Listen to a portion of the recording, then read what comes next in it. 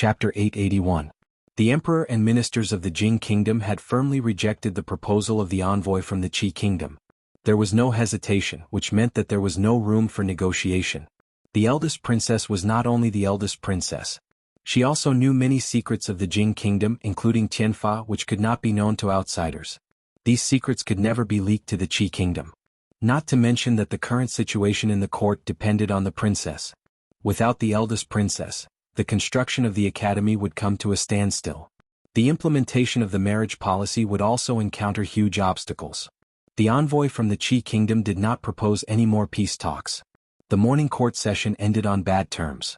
After returning to the office of the Grand Herald, he was not in a hurry to leave, as if he still had a glimmer of hope. As the current leader of the Cui family, Cui Qingming's face darkened the moment he stepped out of the palace. The envoy from the Qi kingdom is seeking peace with the intention of marrying the eldest princess. This is an opportunity that we cannot miss. We cannot let it go like this. After hearing the news, a man from the Cui family walked out anxiously and said hurriedly, "Li Yi, this kid has already grown up." Cui Qingming pressed his palm heavily on the table and murmured, "You didn't see the scene in the court today. Just relying on the remaining power of our Cui family in the court is no longer enough to contend against him." But as soon as the man spoke, someone hurried in and said, "There is news from the palace. Her ladyship sent a message." Cui Qingming stood up and looked at the lady official who walked into the room with everyone else. The lady official glanced at Cui Qingming and the others. There was no expression on her face. She said calmly, "Her ladyship asked me to ask you, Lord Cui, what are you waiting for?" Cui Qingming clenched his fists. After a while, he nodded and said, "Tell her ladyship that I know what to do." The 6-month-old Li Duan was already restless. Although he could not walk, he could already turn over on his own. He could even walk when supported by an adult. Li Yi planned to build a carriage for the child to learn how to walk. It should be ready in 2 months at most. And Mingzu Li is going to be married off to the Qi kingdom? When he was sketching in the room, Mississippi Lu suddenly walked in and asked out of the blue. Li Yi raised his head to look at her, then lowered his head and asked casually, "Who told you that?" Mississippi Lu walked over and took a look. She stood aside and said, "It's just a rumor." Li Yi shook his head and said, "Don't worry, she won't marry anyone who marries to the Qi kingdom. Even if she wants to, she can't. No one in the imperial court will agree to it." Mississippi Lu crossed her arms and murmured, "A 19-year-old princess should have married long ago." Li Yi raised his head and looked at her in surprise. "If I remember correctly, you seem to be a few days older than her, right?" Mississippi Lu turned to look at him and nodded. "You're right. So what are you trying to say?" "I told you my memory can't be wrong." Li Yi lowered his head and continued to draw the blueprint. He murmured, "It's good that she's older, it's good that she's older." After drawing the blueprint, the next thing to do was to make and polish it. The finished product still needed to be tested and adjusted, but these could be left to the craftsman. If it wasn't for Mississippi Lu's reminder, Li Yi wouldn't have realized that she was already 19 years old. Even xuanhuan had crossed the threshold of 17 years old. She was much more sensible and was about to become a young lady. Only that Sundra Lolita was still the same as when they first met. It seemed that she hadn't changed at all. She was still as playful as before. She could even play with the 6-month-old Li Duan. This also saved her and Rui a lot of trouble. Li Yi walked into the room and saw the little fellow lying on his back on the bed. That Sundra Lolita was lying by the bed, blinking her big eyes and looking curiously at the even smaller thing in the little fellow's split pants. Finally, at a certain moment, she couldn't help but reach out and pull it. County Magistrate Lu supported his chin with one hand. There was a thick file in front of him, but his mind wasn't on it. His eyes were blurred. His upper and lower eyelids touched each other and quickly opened again. In the past month, more than 10 cases of missing women had attracted the attention of the higher-ups. They had strictly ordered him to solve the cases within a time limit. However, a few days had passed and there was no news of those thieves. He hadn't slept for a day and a night since last night. "Your Excellency, good news, good news." Seeing a yamen runner running in from outside with a face full of surprise, County Magistrate Lu quivered. He immediately stood up and asked, "Is there any progress in the case?" The yamen runner shook his head and said, "It's the young master's appointment. The young master has been hired by the Ministry of Revenue." County Magistrate Lu waved his hand weakly. The officials of the Ministry of Revenue had already discussed this matter with him. After that good-for-nothing boy entered the mathematics college, he was enlightened and graduated with excellent grades. He didn't lose face for County Magistrate Lu. This time he went to the Ministry of Revenue to temper himself, so he didn't need to worry about his future anymore. He waved his hand and said, "I see. You can go now." He was so sleepy that he lay on the table and planned to rest for a while. Not long after he closed his eyes, a thunderous voice rang in his ears again. "Your Excellency, good news?" County Magistrate Liu patted the table and didn't even bother to open his eyes. He said, "Okay, I see. You can go now. I'll sleep for a while." After lying on the table and closing his eyes for a while, he felt a little refreshed. He picked up the file and was about to read it. Seeing that the Yamen runner was still standing below, he asked, "Anything else?" "Your Excellency, what should we do next?" County Magistrate Liu frowned and said, "What next?" "Detective Zhao has found some clues about the missing woman. He came back to ask you for your opinion." "When did you find it?" County Magistrate Liu suddenly stood up from his seat and asked, "Why didn't you tell me earlier?" The Yamen runner was stunned and said, "Didn't you say that you already knew?" County Magistrate Liu had been worried about this matter these days. There was progress in the case, but they didn't tell him immediately. What if, during this period of time something happened? He glared at the Yamen runner and said, gritting his teeth, "Say it." The Yamen runner trembled and immediately said, "Thanks to your guidance, we followed your method and narrowed the scope of the secret investigation. As expected, we found some problems in a place outside the city. Great scholar Sun has studied scriptures all his life. Although he isn't as good as Xuanhuan, he still has unique insights in some aspects. He is far away from the downtown area and lives in a hut outside the city. It took you a lot of effort to find him. Go now." Chu Ping bowed respectfully and said, "I'll take my leave." Pinger's leg. Watching Chu Ping limp away, the middle-aged man stood beside Grand Tutor Chu and sighed. "That's a human life, a living human life." Grand Tutor Chu watched Chu Ping leave and shook his head. "And he only injured one of his legs from kneeling. I only hope that he can remember this lesson and not repeat the same mistake." The middle-aged man nodded and said, "He has been studying wholeheartedly these days. He has always been aware of his mistakes and has the intention to change." As soon as he finished speaking, a servant from the Chu family came to report that Cui Qingming from the Cui family had come to visit. Chapter 882. Grand Tutor, the Qi Kingdom has taken the initiative to seek peace. This has never happened since the founding of the country. Once we stop fighting the Qi Kingdom, our Jing Kingdom will be able to take this opportunity to recuperate and grow stronger. In the Chu household, Cui Qingming's face was full of excitement, but it suddenly turned fierce. "But that scoundrel harbors evil intentions and has bewitched His Majesty. Even Prime Minister Qin and Prime Minister Shen, the old generals, and many important ministers have been deceived by his flowery words. If we miss this golden opportunity, our losses will be immeasurable." Grand Tutor Chu sat in his seat with a calm expression. When Cui Qingming finished speaking, he looked at him and said calmly, "In my life I have seen the Jing Kingdom and the Qi Kingdom seek peace 3 times. In the end, the way of the world is still the way of the world. There is always war ahead, and the Qi Kingdom's wild ambition will never be satisfied. But the weak have never had the right to negotiate. The enmity between the Jing Kingdom and the Qi Kingdom cannot be resolved with a peace treaty. The situation in the Qi Kingdom is chaotic now. We only need to sit on the mountain and watch the tigers fight. There is no need to interfere. Moreover, a crown prince of the Qi Kingdom who has not ascended the throne cannot represent the Qi Kingdom. But I know what to do. You need not say more." Grand Tutor Chu picked up the teacup on the table. It was clear that he was sending the guest off. Cui Qingming swallowed the words he wanted to say. His expression returned to normal.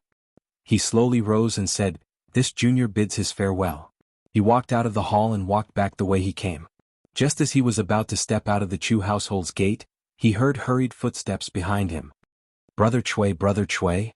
A middle-aged man caught up with him and said, "My father has been in a bad mood these days. If he has said anything overboard, I hope Brother Cui will not take it to heart." "How could that be?" Cui Qingming smiled and said, "Grand Tutor has always been like this. How could I not know? Today, Grand Tutor's words have enlightened me. There are some things that I need to carefully think about." The middle-aged man was relieved. That's good.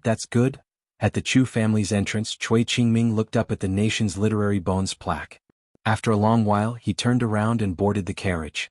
The coachman leaned against the carriage and lifted the curtain slightly. He whispered, "Second Master, the Yamen's people seem to have found that place." Cui Qingming frowned. "So fast?" The man nodded and said, Today, the constables sent by the government are already 5 miles away from that place. I'm afraid they will find us soon. We have to move as soon as possible. Cui Qingming lifted the curtains of the window and looked in the direction of the Chu family again. He leaned against the carriage and said faintly, "If they want to investigate, then let them. Go to the capital governor's manor." The coachman lowered the curtain and said in a low voice, "I understand. Outside the capital in a certain village in front of the grass at the village entrance." Chu Ping bowed slightly to the white-haired old man in front of him. "Many thanks to Great Scholar Sunday. Today, with Great Scholar Sun's guidance, Chu Ping has benefited greatly. The younger generation will surpass us in time. The younger generation will surpass us in time. We are old now. The future belongs to you young people." The old man stroked his white beard and said, "Send my regards to the Grand Tutor. I will pay a visit another day. I bid you farewell, elder." "I won't be sending you off." Chu Ping walked all the way to the village entrance. There were already people waiting there. A well-dressed young man stretched out his hand and pointed at the carriage beside him. He smiled and said, "Master Chu, please." On a high hill outside the village, a constable was lying in the grass. He put away the cylindrical object in front of him and furrowed his brows. They had been following that carriage all day, but from the logo on it, it belonged to a small noble family in the capital. This matter was a bit troublesome to deal with. He turned his head and said in a low voice, "Keep a close watch here. I will go back and report to the master." At the same time in the capital governor's manor, Zheng Shichen put down his teacup and looked at Cui Qingming. "You don't have to worry about that woman. To prevent her from causing trouble outside, I have already locked her up in prison. As long as we find a reason she can be locked up like this." Cui Qingming nodded and said, "The matter I mentioned just now, don't worry. I will also have people keep a close eye on that place. There won't be any delays. This matter is very important. I will leave it to Brother Tseng." Zheng Shichen looked at him and said solemnly, "Brother Cui can rest assured that I will handle this matter. Bide your time." Li Yi crumpled a piece of paper into a ball and threw it into the lake. He didn't quite understand the 4 words that Zheng Shichen had sent him. The arrival of the Qi Kingdom's envoy to the capital was a great opportunity that couldn't be more obvious. Inciting public opinion, colluding with the court officials to force the abdication of the throne, pressuring the emperor, and so on. With a whole set of gifts, the Cui family and their accomplices were almost finished. But if others didn't make a move, it wouldn't be good for him to make the first move. In this way, Lord Tseng's words of "bide your time" seemed a little out of the blue. He didn't finish his words, and this half was unclear and vague, which was really annoying. Her Royal Highness threw a stone at the lake, leaving a long mark on the surface of the lake. It flew to the other side and disappeared. She asked casually, "This time what other reason can they think of?" Li Yi imitated her and threw a stone. The stone sank into the lake with a thud. "I don't know." He shook his head and thought for a moment. Suddenly he said, "Why don't we be a little more ruthless?" Mingzi looked at him and asked, "How ruthless?" Li Yi pointed at the ripples on the surface of the lake and said, "Take advantage of the quiet night, when the moon is dark and the wind is strong, and send a few masters to kidnap Cui Qingzi, Cui Qingming, and a few other important figures of the Cui family, and then..." Li Yi threw another stone into the lake. Mingzi looked at the ripples on the surface of the lake and asked, "What if Grand Tutor Chu stands out and opposes?" Another thump came from the surface of the lake. "Noble Consort Cui? But what about all the opposing officials in the court and all the people in the world? Then forget it." Li Yi shook his head and lay on the lawn with his hands behind his head. He sighed and said, "In this way the fish in this lake can't be eaten in the future. Therefore this kind of thing couldn't be rushed." Her side still had to take the righteous side, and basically could only rely on the other side to court death. This was very passive and not easy. As a friend he did this for her. If she didn't reward him with a very, very high official title in the future, even the heavens wouldn't be able to bear it. Mingzi knew that he was just joking. She imitated him and lay on the lawn with her hands behind her head, looking at the blue sky. At this moment, all the heavy court affairs seemed to be completely erased from her mind like the cloudless sky. Li Yi turned sideways and was about to say something. His mouth opened halfway and his whole body froze. When she lay on the lawn with her hands behind her head, the clothes on her chest tightened, revealing a seductive curve. The two of them were very close to each other. Because of the perspective at this moment, Li Yi couldn't tell who was the winner between her and Mississippi Lu. In the small pavilion in the lake, Li Xian sighed. He always felt that there was something between Li Yi and Emingzu that he didn't know besides the love between a man and a woman. Unfortunately, the two of them denied it every time. He couldn't get any useful information from either of them. Beside him, the proud Lolita held her chin with her hands and looked in the same direction as him. She also sighed slowly. Chapter 883. What happened to the Peng family? Hearing Detective Zhao's words, County Magistrate Lu frowned and said, "He's just a county magistrate. How can he handle such a big thing?" Detective Zhao asked tentatively, "Then I'll take some people to the Peng family now." "Wait a minute." County Magistrate Lu waved his hand and said, "Don't rush. Don't alert the enemy before there is conclusive evidence." A small noble was still a noble with a title of nobility. If it was the Peng family, it would be fine. Not to mention a county magistrate, even a duke would not be able to handle it. But if it was not the Peng family, it would be really troublesome to frame a noble for no reason. While he was thinking about it, a runner suddenly came to report that people from the capital government had arrived. County Magistrate Lu looked up and saw the leading official. He cupped his hands and said, "Lord Han." "Lord Lo." Lord Han cupped his hands and returned the greeting. Then he asked directly, "Is there any progress in the case of the missing girls?" County Magistrate Lu looked at him and nodded. He said, "There is some progress. We can almost determine where those girls were taken." "That's good." The man showed a hint of joy on his face and said, "Our superiors are pressing us, and the government is also under great pressure. Since you have found it, you should take action immediately and close the case as soon as possible so as not to cause more trouble." County Magistrate Lu frowned and said, "But this case involves a county magistrate." Lord Han waved his hand and said, "So what? He is a county magistrate. He has committed such a heinous crime, and he can't escape the punishment of the law." He turned around and waved to a runner. "Go to the government and get more people here. Today I will make sure that none of them can escape." County Magistrate Lu saw this and said no more. It was also a good thing for them to close the case earlier. The two governments took action at the same time. Naturally, the battle formation could be described as mighty. The constables of the government were in front, and the county magistrate followed. They quickly went out of the city gate. Everyone spread out. Don't gather together. Surround the Peng family from all sides. Lord Han said that no one can escape today. After the leader gave the order, everyone immediately dispersed. In a manner somewhere outside the capital, the guards at the entrance stood lazily, chatting with each other. "Say, who do you think went in just now? To think that the second young master would personally accompany him. Who knows?" One of them shook his head and said, "But it must be a big shot in the city." "Why do you think these big shots?" "Maybe. Those big shots like this. They've tried all kinds of things. It's inevitable that they want to try something new." "Don't you think so?" the person on the left said, but didn't get an immediate response from the person next to him. When he turned his head, he saw a knife pressed against the person's neck. A look of terror appeared on his face, and he was just about to scream when he felt a cold sensation on his neck. "Don't talk. Lead the way." As the cold voice fell, there were noisy footsteps in the surroundings. The two Yamans had sent out dozens of bailiffs for this serious case. Although the Peng family had many guards and servants, they didn't dare to resist the officials. How could they resist? In a short period of time, everyone was chased into the courtyard. A few bailiffs entered the inner courtyard and kicked open a door. When they saw the injured woman tied up in the room, their faces were filled with anger. "Put her down first," the leader of the bailiffs said. Immediately, two bailiffs walked over, untied the woman, and wrapped her in a blanket. Inside the room, the naked man was so scared that he couldn't even speak properly. He said in a trembling voice, What are you doing?" The bailiffs picked up the whip beside him and whipped him in the face.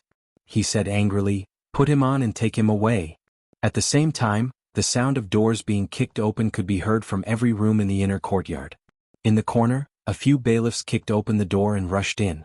When they saw the man in the room, they were startled and blurted out, "Young Master Chu, why, it's you again." Chu Ping looked back and threw the burning candle in his hand to the ground.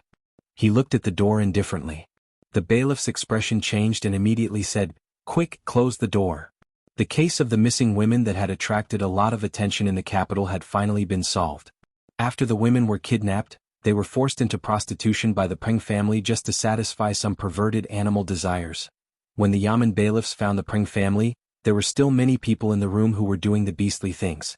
They were caught on the spot and put on black hoods. They were stuffed into carriages and sent to the Yamen. The abused women were immediately sent to the women's medical center for treatment. Watching the carriages leave, one bailiff said indignantly, "We were the ones who worked hard these days." In the end, the credit was taken by the yamen. "What? Shut up." Someone beside him tugged at his arm and said, "Are you blind? Those people who were brought out just now are clearly not ordinary people. Do you think our master would be willing to do something like this?" The bailiffs came to his senses. When he walked through a few rooms, he saw a few familiar faces. They were clearly some of the foppish young masters who often appeared in the capital. His master really couldn't afford to offend the powers behind these people. He clenched his fists tightly, but in the end he could only sigh and say, "Damn it, I still don't feel good." The banquet at the Chu family had already begun. The middle-aged man looked at the empty seat below and said in confusion, "Strange, it's already so late. Why hasn't Ping returned yet?" Grand Tutor Chu said calmly, "There are many things about Sun Zhongxiu that he can learn from. It's fine for him to come back later." The middle-aged man nodded and said, "Ping has been working much harder than before." Just as he finished speaking, a servant ran in frantically and said in fear, "Master, there's a letter from the capital yamen. Something big has happened, something big has happened." The middle-aged man frowned and said, "Just what happened? Tell me slowly." The servant handed over a piece of paper. After the middle-aged man finished reading it, he suddenly stood up from his seat and flipped over his chair. The dining table also shook violently. Soup splattered everywhere and countless chopsticks fell to the ground. His face was pale. He gripped the paper tightly and murmured, unfilial son." Grand Tutor Chu slowly stood up and looked at him. He said, "Give me the letter." The middle-aged man held the letter and a hint of hesitation appeared on his face. "Give me the letter," Grand Tutor Chu repeated. Hearing this, the middle-aged man could only respectfully hand over the letter. Grand Tutor Chu took the letter. At first, his expression was rather calm. However, not long after, his breathing began to quicken and he gripped the letter tightly. His eyes were bloodshot and his beard was trembling incessantly. The middle-aged man hurriedly walked over and gently patted his back. He said hurriedly, Father, calm down. Don't be angry and harm your health, bastard. The descendants of the Chu family have been upright for generations. How could we have produced such a bastard?" After a sorrowful voice, the middle-aged man cried out anxiously, Father, someone quickly go get a doctor." Chapter 884. That bastard, where is that bastard now? Grand Tutor Chu had already woken up before the doctor arrived and asked in a trembling voice. The servant replied in a trembling voice, "The magistrate's office said that they did not reveal young master's identity. They should be sending young master home soon." As soon as he finished speaking, a servant announced that Lord Zheng and Lord Shui had come to visit. In the distance a few figures walked over. At the very front were two middle-aged men, and behind them was Chu Ping who was limping over. "Lord Grand Tutor, kneel." Chui Qingming had just opened his mouth when he was shocked by the furious Lord Grand Tutor and swallowed the words he wanted to say. Blah. Chu Ping was expressionless as he knelt on the blue stone. "Bastard, how did our Chu family produce such a bastard like you?" Grand Tutor Chu's expression was somewhat ferocious as he raised his walking stick and fiercely struck Chu Ping's shoulder. "This old man will beat you to death today so that my Chu family's ancestors won't be humiliated." Chu Ping's body swayed but he did not dodge. A cold smile appeared on his face as he said, "Then beat me to death. I'm a cripple anyway. It's a stain on the Chu clan's reputation. It's better if I die. Death is the end of all troubles." Grand Tutor Chu was stunned as he looked at the grandson he had raised since he was a child. He found that after only a few months he actually did not recognize him. He raised his walking stick but did not lower it for a long time. He murmured, "My Chu family has 100 years of good reputation, 100 years of good reputation. 100 years of good reputation." A bitter smile appeared on Chu Ping's face. "Yes, 100 years of good reputation. As long as you beat me to death, the Chu family will still be the Chu family. The Chu family that is praised by everyone will not lose 100 years of good reputation." He stretched his head out and smiled, "Come, grandfather, I'm ready." Grand Tutor Chu looked at him, his body trembling. The walking stick in his hand could not be lowered. Ping, he put down his walking stick and bent down, using his withered hands to caress Chu Ping's face. His old eyes were filled with tears as he said in a trembling voice, "Ping, how did you become like this?" Chu Ping didn't reply. A pained expression appeared on his face and he closed his eyes. When he opened them again they were devoid of emotion. He stood up from the ground and without giving Grand Tutor Chu another glance, he limped back inside. The middle-aged man behind Grand Tutor Chu stepped forward, looked at Zheng Shichen and asked anxiously, "Lord Zheng, what is going on?" Zheng Shichen shook his head and said, "Today the magistrate's office received news that many cases of women going missing in recent days were committed by the Ping family of Pinggan County. They kidnapped these women and forced them into prostitution in order to satisfy some perverted hobbies of some guests. When the constables broke the door and entered, they happened to see Chu Ping inside." The middle-aged man still had some disbelief and muttered, "This is impossible, this is impossible. Didn't Ping go to visit Great Scholar Sun? Didn't he go ask Great Scholar Sun for guidance? How could he? Brother Chu, young people will inevitably make mistakes."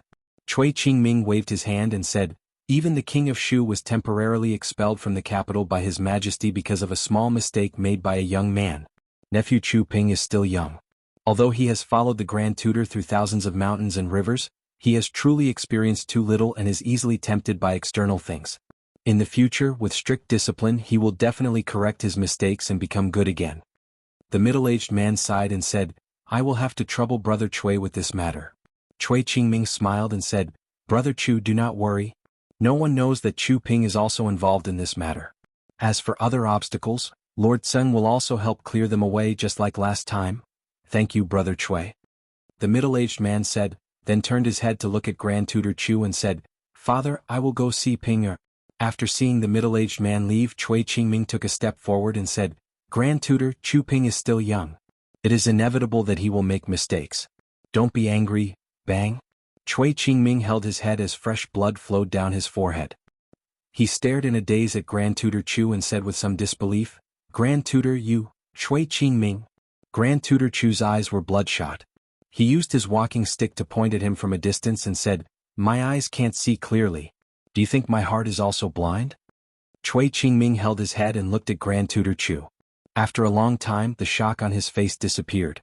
With a calm expression, he said, "What is Grand Tutor saying? Why can't I understand?" Grand Tutor Chu threw his walking stick to the ground and glanced at him with a cold gaze. In a cold voice he said, "Get out. It seems that I have outsmarted myself." As the two of them walked out of the Chu household, Zheng Shichen looked at Cui Qingming and said in a small voice, "How can this be considered as outsmarting myself?" The wound on Cui Qingming's head was no longer bleeding. However, there was still a lot of blood on his face. When he smiled, he looked rather ferocious and terrifying. Zheng Shichen shook his head and asked, "From the looks of it, Grand Tutor probably already knows that you are behind all this. Will he still help the Cui family and His Highness the King of Shu?" "He is not helping the Cui family, nor is he helping His Highness the King of Shu." Cui Qingming wiped the blood off his head and said, "He is helping the Chu family." Zheng Shichen looked at him and said, "Hand over Chu Ping and the Chu family will still be the Chu family." Cui Qingming shook his head and said, "Before today, hand over Chu Ping and the Chu family will still be the Chu family. After today, the Chu family's reputation for 100 years will be in our hands. As for the choice, Grand Tutor is a smart man. He will know what to do." "Father, what should we do?" In the dark great hall, the person in charge of the Chu family on the surface walked in and looked at the figure in the depths of the darkness. After a long time, a hoarse voice came from the darkness. "How is Ping?" "He has already fallen asleep," the middle-aged man replied. No sound came from the darkness. I was wrong from the very beginning." After a long time, a sigh came from the darkness. The old man muttered, "I didn't expect the Cui family to be so vicious. Those are living human lives, living human beings." The middle-aged man looked at him in a daze, his face filled with disbelief. "Father, you mean, they have already destroyed Ping, and now they want to destroy our Chu family?"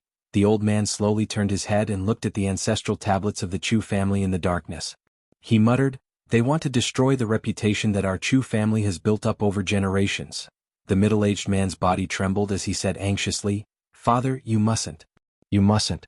The Chu family's reputation for 100 years must not be destroyed in our hands."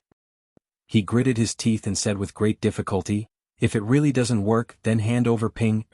Grand Tutor Chu shook his head and said, "After they sent Ping back twice, this is no longer Ping's problem." The middle-aged man took a few steps back and muttered, Could it be that our Chu family?" Grand Tutor Chu lit the candles in the room and straightened his clothes. He said, "Make preparations. In a few days I will be meeting a few old friends. Chapter 885. Li Yi learned from the Princess Royal that the case of the missing women had been solved. He didn't expect that a powerful person could do such a crazy thing.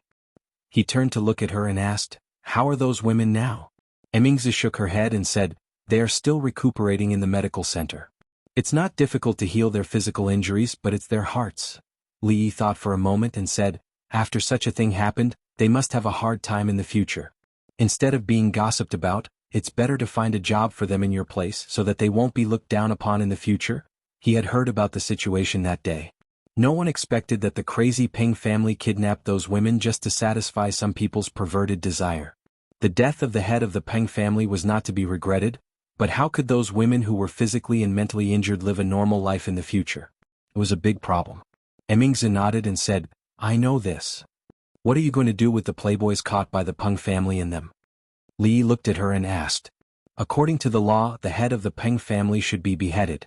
Several important accomplices will not be able to keep their lives. Although the other people's crimes are relatively light, they cannot avoid being exiled for 1,000 miles. As for those playboys, the lightest punishment will be exile. Li Mingzhu stood up and said, "However, there are still 2 women that we have not found." Li Yi frowned slightly and asked, "Haven't found them?" Xianxia shook her head and said, "The Pring family confessed to the crimes they committed and told the details of the case, but they denied that they had kidnapped the 2 women. The servants of the Ping family have also interrogated them one by one, and then conducted a thorough search of the Pring family, but they also didn't find any clues related to the 2 women." Li Yi was surprised and said, "Could it be that there is someone else involved in the case of the 2 women? I've already sent people to continue the investigation." Xianxia looked at him and thought of another matter and said, "The Ministry of Justice has already handed over the case of the Zheng family. Lord Zheng was indeed wronged, but the main culprit died on the way to exile, so his family couldn't find him or pursue the matter. The court can give some compensation to the Zheng family and Miss Zheng." Li Yi waved his hand and said, "Since they're dead, there's no point in pursuing the matter. Compensation? Forget it. But since they were wronged, it's not too much to overturn the case and give justice to the Zheng family, right?" Xianxia looked at him and nodded and said, "Of course." Li Yi cupped his fists at her. "Thanks for the matter with the Zheng family." Li Mingzhu looked at him and asked, "This thank you, are you saying it yourself or on behalf of Miss Zheng? Is there a difference?" Xianxia thought about it for a moment and nodded. Li Mingzhu pondered for a moment and nodded. "That's right. There's really no difference between the 2 of you." Li Yi thought for a moment and said, "Although it's an unjust case, without you I wouldn't have been able to get the court to admit the mistake. If it's Miss Zheng, the court has wronged her, so she doesn't need to thank me." Xianxia looked at Li Yi calmly and said, "If it's you, if it's me, I won't say it." Li Yi waved his hand and said, "Between us, you should be the one thanking me. And if you really want to thank me, I'm afraid you won't be able to finish it in your lifetime." Xianxia crossed her arms in front of her chest and murmured, "There's still a long lifetime." Li Yi looked over. At this moment, he suddenly had the urge to call Mississippi Lu over and stand shoulder to shoulder with her. That way it would be clear who won and who lost. When Li Yi saw Mississippi Lu, she was reading in her room. Mississippi Lu was reading a book. This was a phenomenon even rarer than the Antares guarding the heart. Other than those secret scrolls that only had pictures but no words, Li Yi had never seen her seriously read any book. Although Mississippi Lu was literate, she didn't know much. There were even 2 words in the green jade case that she didn't know. It was hard to imagine how she would remember to read something like the Analects of Confucius. She held the book in her hands and seemed to have encountered something she couldn't understand. Her brows furrowed and she quickly flipped through a few pages. Then she quickly turned back and looked at it again and again. Finally, she grabbed the book impatiently and waved her hand. Only then did a relaxed expression appear on her face. Li Yi took the book that Mississippi Lu had thrown out the door and walked into the room to put it back. He asked, "Why are you reading this kind of book?" Mississippi Lu glanced at him and said, "I'm just flipping through it casually." Li Yi knew that she was definitely not flipping through it casually, because on the table in her room, in addition to the Analects of Confucius, there were 2 other books, such as The Great University and The Doctrine of the Mean. At the very front was the latest edition of the Minuet collection, which was compiled by those busybodies after sorting out the poems that he had thrown out. Since the Lantern Festival, the number of pages of this poetry collection had increased by 1. In addition to this book, there was also a thick notes on the Minuet collection. He flipped through it casually and found that there were 17 or 18 notes on each poem. Those people really had nothing better to do. Mississippi Lou looked at the thick notes in his hand and raised her head to ask, "In your heart, is that Miss Xuemo really so perfect that you would praise her with more than a dozen poems?" There was no way to answer this question. At that time, the relationship between the two of them was still a pure relationship between a man and a woman. He had only given her these poems because he wanted to help her. He had never thought so much, but now it seemed that every single one of them was a naked love poem. When these heavyweight poems were released, they praised her to the point that she was rare in the heavens and hard to find in the mortal world, like a fairy. Then the other fairy seemed to be a little unhappy. "Hey, you've changed your perfume today. What's the smell? It smells quite nice." Li changed the topic without any trace. Mississippi Lou did not answer, and the atmosphere was a little awkward. "Well, I heard the news about Yangliuking in the palace today." Li spoke again. He looked at her and asked, "Do you want to hear it?" "Not interested." Mississippi Lou said lightly and then said, "But if you really want to tell me, I can reluctantly listen." "I don't really want to say it." Li waved his hand and said, "Read your book first, I'll call you when it's time to eat." Instead of learning the good things, he actually learned to be arrogant from the Tsundra Lolita. The Tsundra Lolita was only arrogant now, but she became arrogant and reluctantly listened. When he walked to the door, Mississippi Lou's voice came again. "How about, before we eat, I reluctantly teach you a few more moves?" Li turned around and walked back. He said, "I feel that I've advanced too quickly recently. It's better to stabilize it so I won't learn anything new." Mississippi Lou looked at him and asked, "About her, what did Emingzi say to you?" Speaking of the princess, Li thought of something. He looked at her and said, "There's no rush for this. A few days ago Su taught me 2 moves. One of them I haven't figured out yet." Mississippi Lou's face showed a look of interest. "Which move?" Li crossed his arms and said, "You first do what I do." A look of doubt appeared on Mississippi Lou's pretty face, but she still copied him and crossed her arms. She asked, "And then?" "That's it." Li looked her up and down. He shook his head for the Princess Royal and said, "Just now I suddenly figured it out." Chapter 886. The situation in the Wu Kingdom is different from ours. The current emperor of the Wu Kingdom killed his brother and father. He didn't get the throne with a proper reason and didn't win the hearts of the people. He was despised by the scholars in the Wu Kingdom. Although he used force to clean up some of them, the whole Wu Kingdom was in great turmoil. Li looked at Mississippi Lou and said slowly, "Today more than half of the places in the Wu Kingdom are out of the control of the imperial court. Among them there are forces loyal to the former emperor of the Wu Kingdom, and there are bandits who took advantage of the chaos. In short, the Wu Kingdom is in a mess, very messy." Princess Duanrong, who disappeared mysteriously after the emperor of the Wu Kingdom seized power, returned to the Wu Kingdom a year ago. She gathered a few generals who rebelled against the current imperial court and also gathered a considerable force. They cleaned up the bandits who occupied the mountains and made themselves kings, and at the same time strengthened their force to fight against the imperial court. Li looked into her eyes and said, "You don't have to worry too much. There are many people around your apprentice now. Although it's not possible to overthrow the entire imperial court, they can still protect themselves." "I see." Mississippi Lou nodded and turned to walk outside. "Where are you going?" Li asked hurriedly. Although she didn't show anything in the past year, Mississippi Lou only taught her one precious apprentice with all her heart. How could she not care about her? If she were in the Wu Kingdom now, she would have already led the masters of the Lu League to break into the imperial palace and take the head of the emperor of the Wu Kingdom.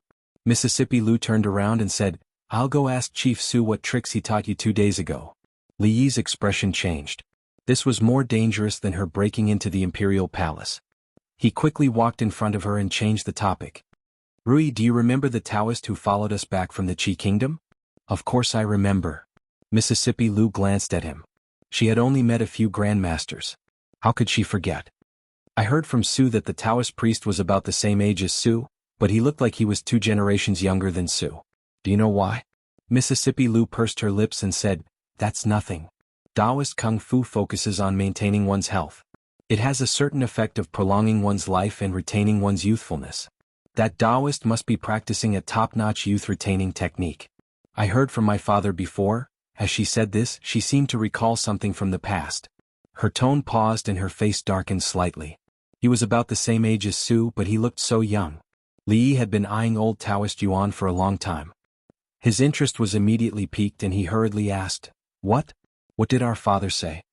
"Mississippi." Lu came back to her senses. She glared at him and said, "Who's with our father? What you said isn't right." Li looked at her and explained, "You and Rui are sisters. Your father is Rui's father. I'm Rui's husband. Rui's father is my father. In this way your father is my father. Besides, we're a family." Mississippi Lu did not argue with him. She waved her hand and interrupted him. "My father used to say, 'Our father.'" Li corrected her again. In the past, our father said that he had seen a Taoist priest who had cultivated the Taoist technique of retaining one's youth to the extreme. He had already lived for 60 years, but he still had the face of a young man. His appearance would not change until he died. Speaking of this, Mississippi Lu did not care at all. She changed the topic and said, "However, although this kung fu can maintain one's appearance, it doesn't help martial arts much. It also needs to buy all kinds of precious medicinal materials. Not to mention the time and effort it takes. The silver alone is not something ordinary people can afford. It's just a useless kung fu." Li said indifferently, "We're not ordinary people. It's not a big deal to spend more money." Mississippi Lu frowned and said, "The silver is not the point. The point is that it's a waste of time. It's better to use it to learn some practical kung fu." Li shook his head and said, "You can't say that. Rui, you're 19 years old this year. It's the most beautiful time of a woman's life. But can you guarantee that you'll still look like this in 10 or 20 years? Let's not talk about other things. In a few years, although you'll keep practicing kung fu and your figure won't change, wrinkles will appear on your face. Your skin will become loose and lose its luster. In a few years you'll be old and your pearls will turn yellow." "Old and pearls turn yellow?" Mississippi Lu looked at him. Li could hear the cracking of his knuckles. "Pretend I didn't say anything." Li turned his head and walked away. As he walked he said, "If you think it's useless then forget it. I'll let Rui practice. I'll let Xuanhuan practice too. By then you'll be the only one." Mississippi Lu leaped slightly and appeared in front of Li. She asked calmly, "What if I'm the only one?" Li walked around her and said softly, "Only you can experience the complete life of a woman. As a woman who wouldn't want to remain young and beautiful forever. However, there was a price to pay for everything.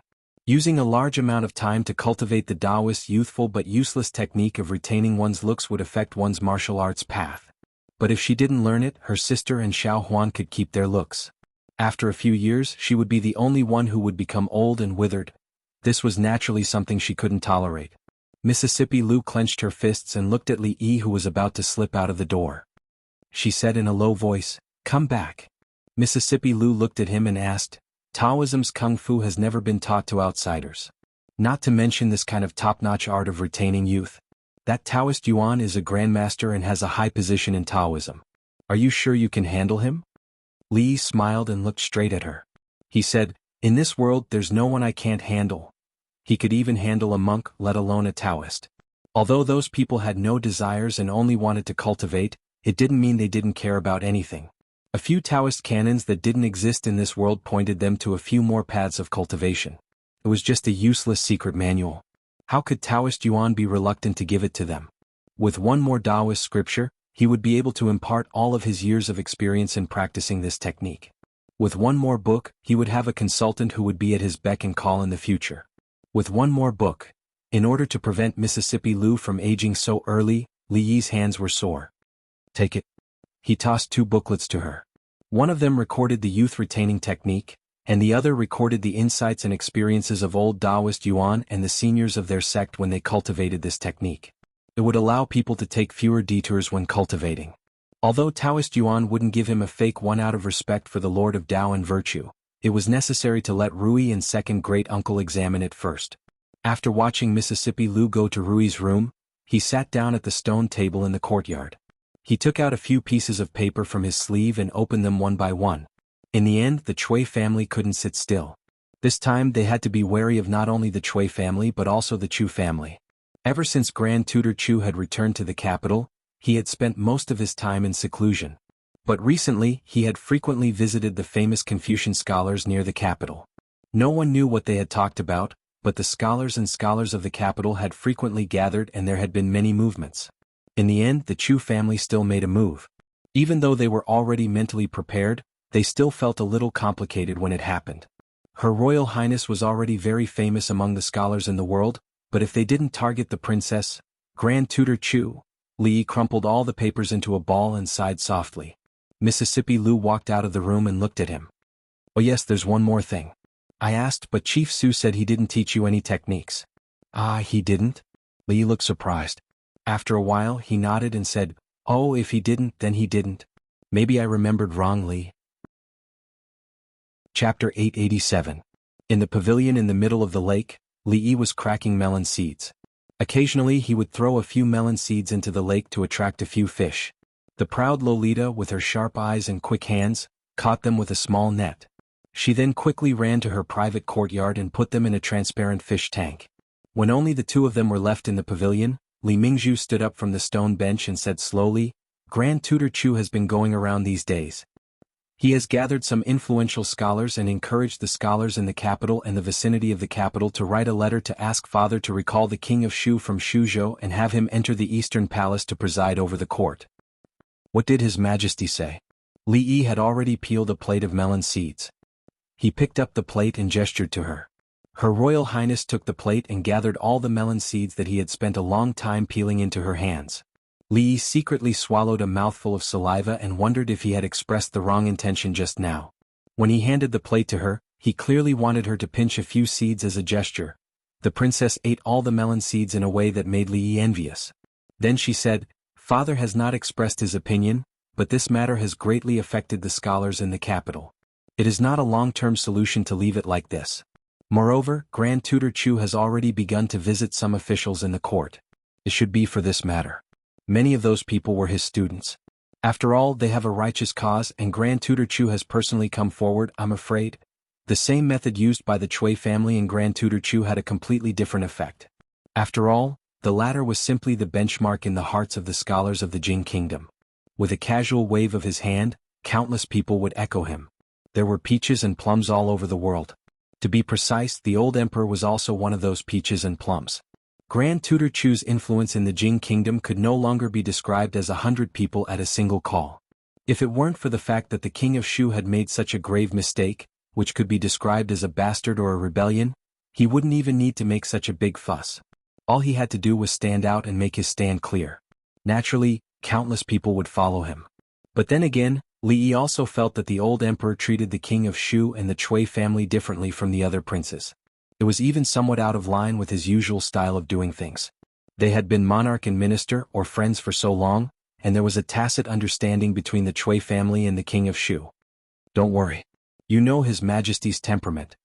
Li Yi smiled and said, what he has decided is not so easy to change. The Tsundra Loli had already released the fish, washed her hands and ran over.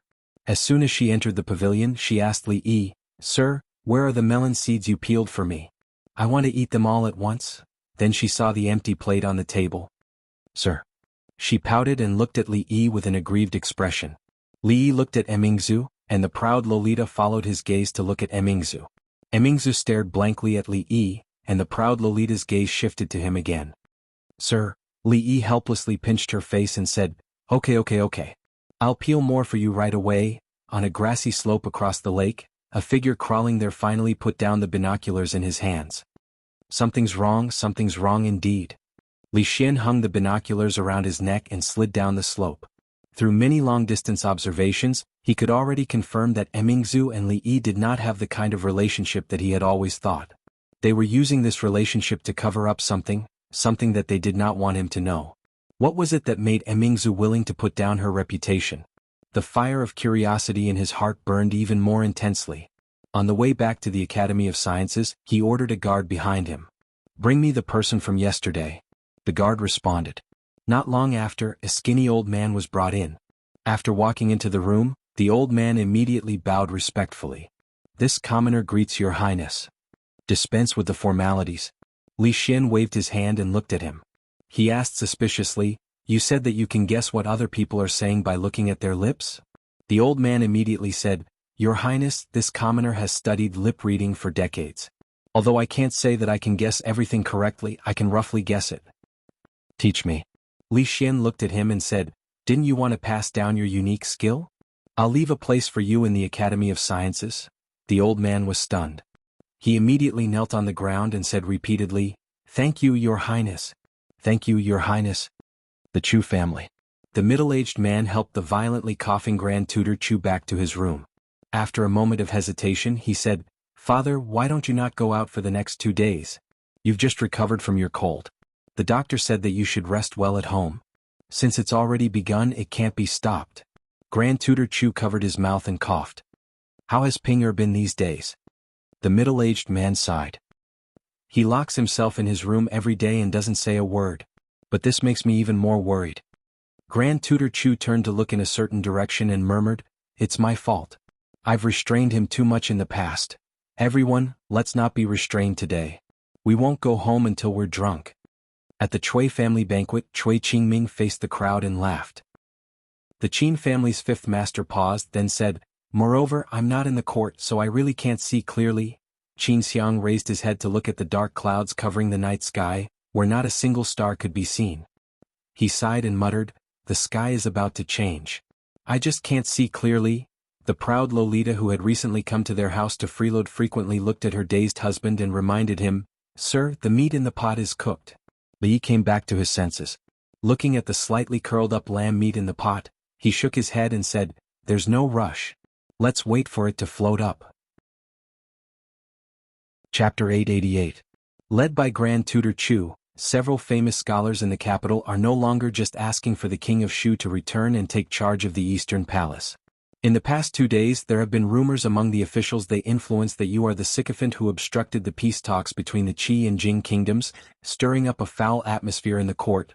Li didn't continue her words. Instead he asked, "Tomorrow is the 13th. How are the preparations going?" Emingzu nodded and said, "Father has already personally issued the edict. It can be announced at any time. You can arrange the time yourself." Then she frowned and looked at him. "If you really had any ideas, you should have told me in advance. Their target this time is you. Don't always look so indifferent." "It doesn't matter if I didn't," Li Yi said somewhat helplessly. "The Chu family has been caught red-handed, so we have no choice but to work hard. In terms of influence in the imperial court, all of us combined are no match for that Grand Tutor. If they want to talk, let them talk. We can't shut their mouths." Emingzu was startled. She asked in confusion, "What blackmailed the Chu family?" "The Chu family." Li Yi had just opened his mouth when he suddenly looked at Li Xian, who was standing to the side. He asked, "Is there something on my face?" "No." Li Xian shook his head without hesitation. "Then why do you keep looking at me?" Li Xian shrugged. "Other than you and Emingzu, there are only the two of you here. If I don't look at you, am I supposed to look at myself?" It was one thing to look, but to look for an hour and mumble while looking was quite abnormal. He glanced at Li Xian and said to Emingzu, "Let's go over there and talk." On the bustling streets of the capital, the goddess of Luo Shui tilted her head and looked at Li Yi. She asked in confusion, "Where are we going?"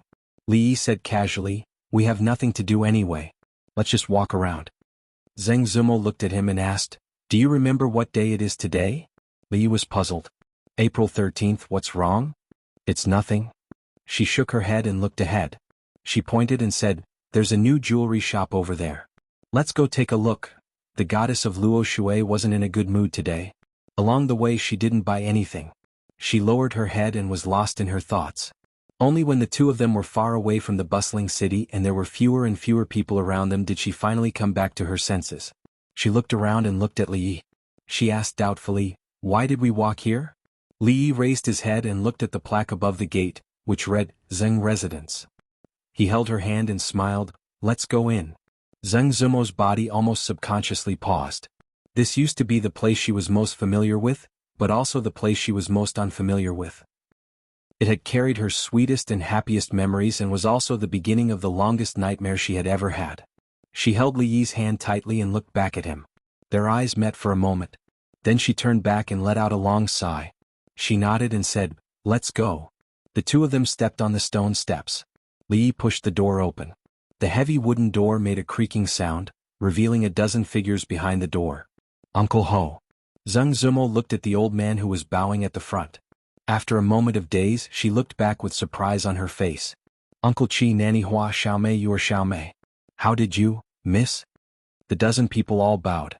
The old man at the front raised his head and said with a smile, "Miss, welcome home." Her mind was blank. Holding Li Yi's hand, she was led into the Zheng residence by him. Only then did she realize that this place was completely different from the last 2 times she had been here. More than a decade ago, when she was still in the Zheng residence, there should be a stone pavilion on the left side of the garden. Whenever it rained, she didn't want to stay in the stuffy room. She would sit in the stone pavilion, watching the mist in the sky and listening to the pitter-patter of rain. She didn't see the stone pavilion the last 2 times she came to the Zheng residence. It must have been torn down. This time, it miraculously appeared in front of her eyes. Whether it was in the position or the direction it was facing, it was exactly the same as she remembered.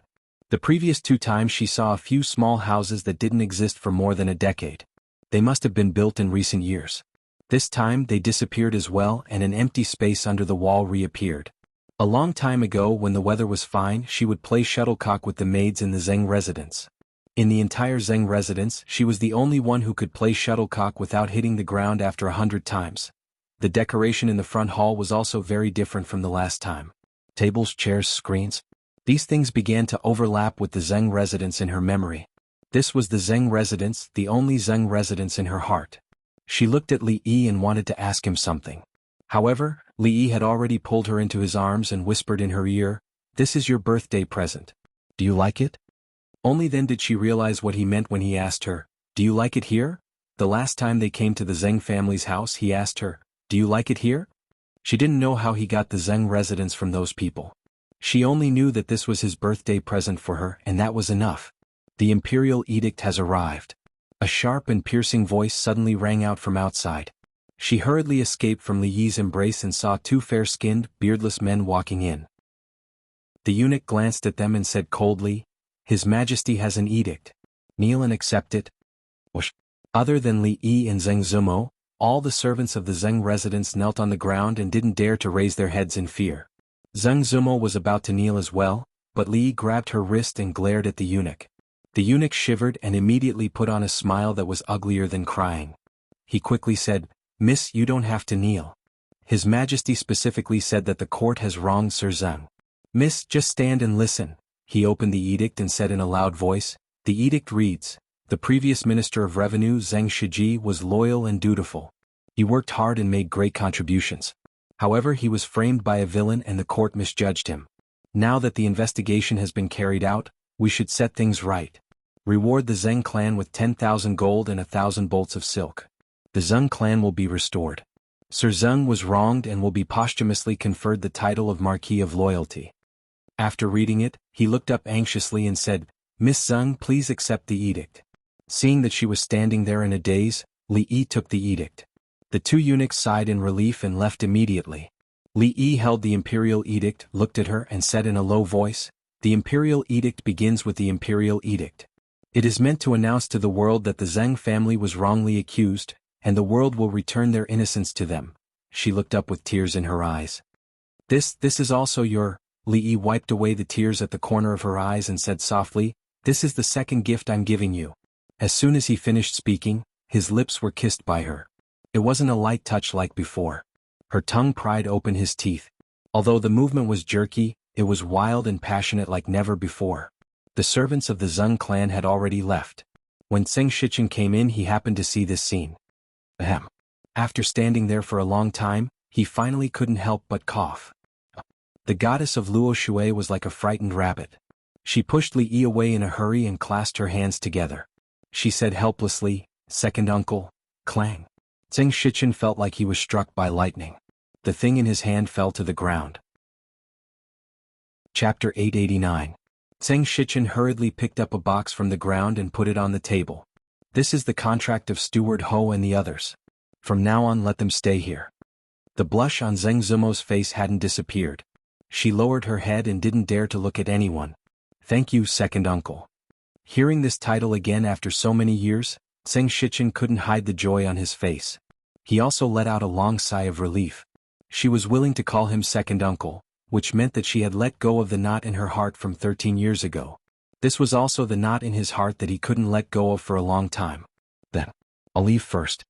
Zheng Shichen looked at them, especially at Li Yi's face, for a long time. He then turned around and left, closing the door on his way out. The Luo Shui goddess still had her head down. Li Yi sat on the chair and pulled her over. "He's gone, let's continue." "Continue what?" The Luo Shui goddess's voice was almost inaudible. Li didn't answer. Instead, he used his actions to tell her what to continue. After an unknown amount of time, she lazily leaned against Li Yi's chest. Her eyes were blurred as she murmured, "Do you still remember what it was like when we first met?" Li grabbed her hand and said, "At that time I also grabbed your hand like this and you still thought I was a lecher. You are a lecher?" Zheng Zumo removed her hand from his waist and said with a blush, "So be it. It's good to be a lecher." Li put his hand back and said shamelessly. She symbolically struggled for a while before letting him be. She murmured, "I still remember that time in the jadeite courtyard. You rushed up from below the stage and asked me if I had transmigrated from Earth. From then on, I was curious. What is Earth and what is transmigration?" Now that Li thought about it, he found it a little funny. Not long after he came to this world, he happened to hear someone singing Immortal Magpie Bridge, which only existed in another world. Naturally, he was surprised and happy, but in the end, it was just a misunderstanding. However, if not for that beautiful misunderstanding, there would be no such scene.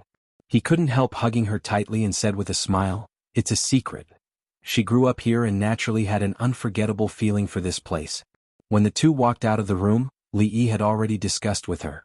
They would go back to Willow Lane to tidy up and move here with Juan and Ruoqing in a few days. She had never dared to do something like that before. Moreover, she did it in front of these people whom she had known since she was young. Therefore, after she walked out of the room, she blushed and lowered her head. Especially when she saw Xianxia standing in front of her, even her white and tender neck was covered with a layer of pink. This time, the Chui family's target is not only the king of Shu, but also you. Xianxia glared at him vaguely before saying, "It may not be peaceful in the near future. Be careful." Zheng Zumo looked at Li Yi worriedly and asked, "Are they going to do something bad to you?" Li Yi helped her tidy up her slightly messy hair and said, "Don't worry. Who do you think your husband is? The Chui family is more than 1,000 years too early to make trouble for me. Now is not the time. No matter what happens, it's best to wait and see." Xianxia looked at him and said, "The Chu family's influence is too wide. If you can't kill them in one strike, there will be endless trouble. Now is not the time for you to act." Xianxia said it was not the right time. Li Yi could naturally understand. For example, Grand Tutor Chu's precious grandson had some strange hobbies and was related to the missing girl some time ago. But because he was the grandson of the Chu family, he was secretly let go. If this matter was revealed at a normal time, it would at most affect the Chu family's reputation a little. With Grand Tutor Chu around, the Chu family could still stand tall. However, if he was the happiest person in the Chu clan and used the clan's accumulated reputation to do something, it would be like a sharp blade that could destroy the foundation of the clan. Moreover, if they didn't drag things out, who knew who else would jump out at the crucial moment in court? In a pavilion in the middle of the lake, Li Yi was teaching Yongning how to fish. She had almost completely integrated into this world. After all, she was still young and her worldview had not formed. When she grew older, she probably wouldn't have a clear impression of the other world. "How can you still sit here?" Li Xian walked over from behind and said with a frown, "News just came from the palace. The court is almost in an uproar. Even Uncle Huang was alarmed and went straight to the Great Hall. You're actually fishing here? Then what can I do?" Li glanced at him and said, "Fight with those old scholars? Won't they have another reason to impeach me?" "The matter of your impeachment has already been suppressed by Mingzu." Li Xian shook his head and said, "In court, led by Grand Tutor Chu and accompanied by 4 scholars, those people are jointly asking Uncle Huang to issue an edict to transfer the king of Shu back to the capital." Li Yi held Yongning's small hand and helped her stabilize the fishing rod. He then gently pulled it up and a fat carp jumped out of the water. The little girl let go of the fishing rod and shook Li Yi's arm. She said excitedly, "Brother, a fish has taken the bait." Li Yi patted her head and said with a smile, "This fish, I'll make fish soup for Yongning later, in the Great Hall." His Majesty had just lost his temper. The atmosphere in the Great Hall was heavy and deathly silent. Grand Tutor Chu looked up and got up from his chair. Leaning on his walking stick, he moved step by step to the center of the Great Hall. "His Majesty's body is unwell. It's best to appoint a crown prince as soon as possible to establish the foundation of the country and settle the hearts of the people. The King of Shu is the son of concubine Chui and is also His Majesty's eldest son. He has a respected status and is in line with the ancestral rules. He is the best candidate to live in the East Palace." He covered his mouth and coughed a few times. He put down his walking stick, cupped his fists and bowed. He said loudly, "Your Majesty, please summon the King of Shu back to the capital." Among the hundreds of officials, 4 white-haired old men walked out and stood behind Grand Tutor Chu. They bowed deeply and said loudly, "Your Majesty, please summon the King of Shu back to the capital." In the Great Hall, many officials looked at each other and walked out. "Your Majesty, please summon the King of Shu back to the capital." "Your Majesty, please summon the King of Shu back to the capital." "Your Majesty, please summon the King of Shu back to the capital." Everyone's voices resounded throughout the hall. Even though there were a few different voices, they were quickly drowned out. Cui Qingming was also in the crowd with a smile on his face. "They don't look like courtiers at all." In front of the crowd, Prime Minister Shen's face darkened. He said angrily, "What are they doing? They are forcing the emperor to abdicate." Seeing this, Qin Xiang shook his head with a complicated expression. Emperor Jing slowly rose from his throne and looked down. His gaze finally stopped on Grand Tutor Chu's face. His chest rose and fell slightly as he slowly said, "Grand Tutor, are you forcing us?" "I dare not force your Majesty." Grand Tutor Chu lifted his head, his gaze calm. "I'm doing this for the world, for the people of the Jing Kingdom, and for His Majesty." He tidied up his robe, knelt on the ground and said loudly, "Your Majesty, please issue the decree. Your Majesty, please issue the decree. Your Majesty, please issue the decree." The sound waves grew louder and louder, as if they were going to overturn the roof of the Great Hall. Emperor Jing revealed a sorrowful expression. He pointed downwards and murmured, You all?" Changde immediately stepped forward and said anxiously, "Your Majesty, the dragon's body is more important." Emingzi quickly walked over from the side and said, "Bring Imperial Father to rest first." After a few eunuchs accompanied Emperor Jing and left, she walked down the steps and looked at Grand Tutor Chu and asked, "Grand Tutor, how long are you going to kneel for?" Grand Tutor Chu raised his head and said expressionlessly, "As long as His Majesty does not issue the decree, this old man will not get up." Chapter 890. Li Yi and Li Xian were waiting outside the hall. When an imperial physician came out, Li Xian quickly walked over and asked anxiously, "How is Uncle Huang?" The imperial physician sighed and shook his head. Li Xian's expression changed. He grabbed his collar and asked, "Is it serious?" "Why do you say that, Your Highness?" The imperial physician was surprised and said, "His Majesty was just temporarily stimulated. His mood was too unstable, causing his condition to relapse." Li Xian relaxed and glared at him. "Then why did you shake your head just now?" "My neck was a little stiff just now, so I moved it a little," the imperial physician sighed and then said, "However, you still have to pay more attention in the future. His Majesty's condition really can't take any more stimulation. Get out, get out, get out." Li Xian kicked the imperial physician's buttocks and waved his hand impatiently. After the eunuch reported, the two entered the hall. Emperor Jing was lying on a soft couch inside and waved at them from a distance. Li Xian quickly walked over and said, "Uncle Huang, the dragon's health is more important. You can let Emingzi handle these matters of the court. If they want to kneel, let them kneel until they die in the hall. It will save us some trouble." "What a stupid thing to say." Prince Ning glared at him and said, "If the current Grand Tutor of the court kneels until he dies in the Golden Hall, how will the world talk about His Majesty?" "I don't mind." Emperor Jing shook his head and looked at Li Yi. He said, "You have been wronged. What you have done is beneficial to the country and the people. It is a good deed that will last for generations, but you are regarded as a sycophant." Li Yi looked at Emperor Jing's pale face and said, "Whether it is a good deed or a bad deed, the future generations will judge. Moreover, the people are not stupid. They can't be toyed with as they like. I believe that the world will naturally give me justice." Seeing the fatigue on his face, Li Xian stood up and said, "Uncle Huang, please rest well. We won't disturb you any longer." After leaving the hall, the smile on Li Xian's face immediately disappeared. He said angrily, "Are these old fellows trying to force me to abdicate and rebel?" Li Yi patted him on the shoulder and said, "You just can't stay calm when something happens. Don't worry, let's go and take a look first." In the main hall, Emperor Jing covered his chest and coughed a few times before slowly saying, "I can feel that I don't have much time left." Pain appeared in King Ning's eyes. "Imperial brother?" Emperor Jing looked out of the hall. After a long time he said, "At first, I also thought that you should take this position." Without waiting for him to finish, Prince Ning immediately bowed. "Imperial brother, you must not do this. We know that you don't want to be trapped in this position. Otherwise the one lying here right now would be you." Emperor Jing narrowed his eyes slightly and said, "In the end, this world should belong to those young people." Prince Ning nodded and said, Emingzu and Xian did not disappoint us. The Chui family has the ambition of wolves. Emperor Jing looked at Prince Ning again. This time, I'm afraid you will have to personally go back to Qing and Fu. Prince Ning bowed and said in a low voice, as you command. When Li Yi and Li Xian walked to the main hall, they coincidentally ran into Emingzu coming out from inside. She asked, what's the situation inside? Emingzu shook her head and said, with Grand Tutor Chu as the leader, there are more than 20 people still kneeling inside. Li Yi walked into the main hall and saw that other than the group of people kneeling on the ground, the other officials had already left. The elder at the very front was kneeling on the ground. He must be the Grand Tutor Chu that he had met twice. He walked to the front.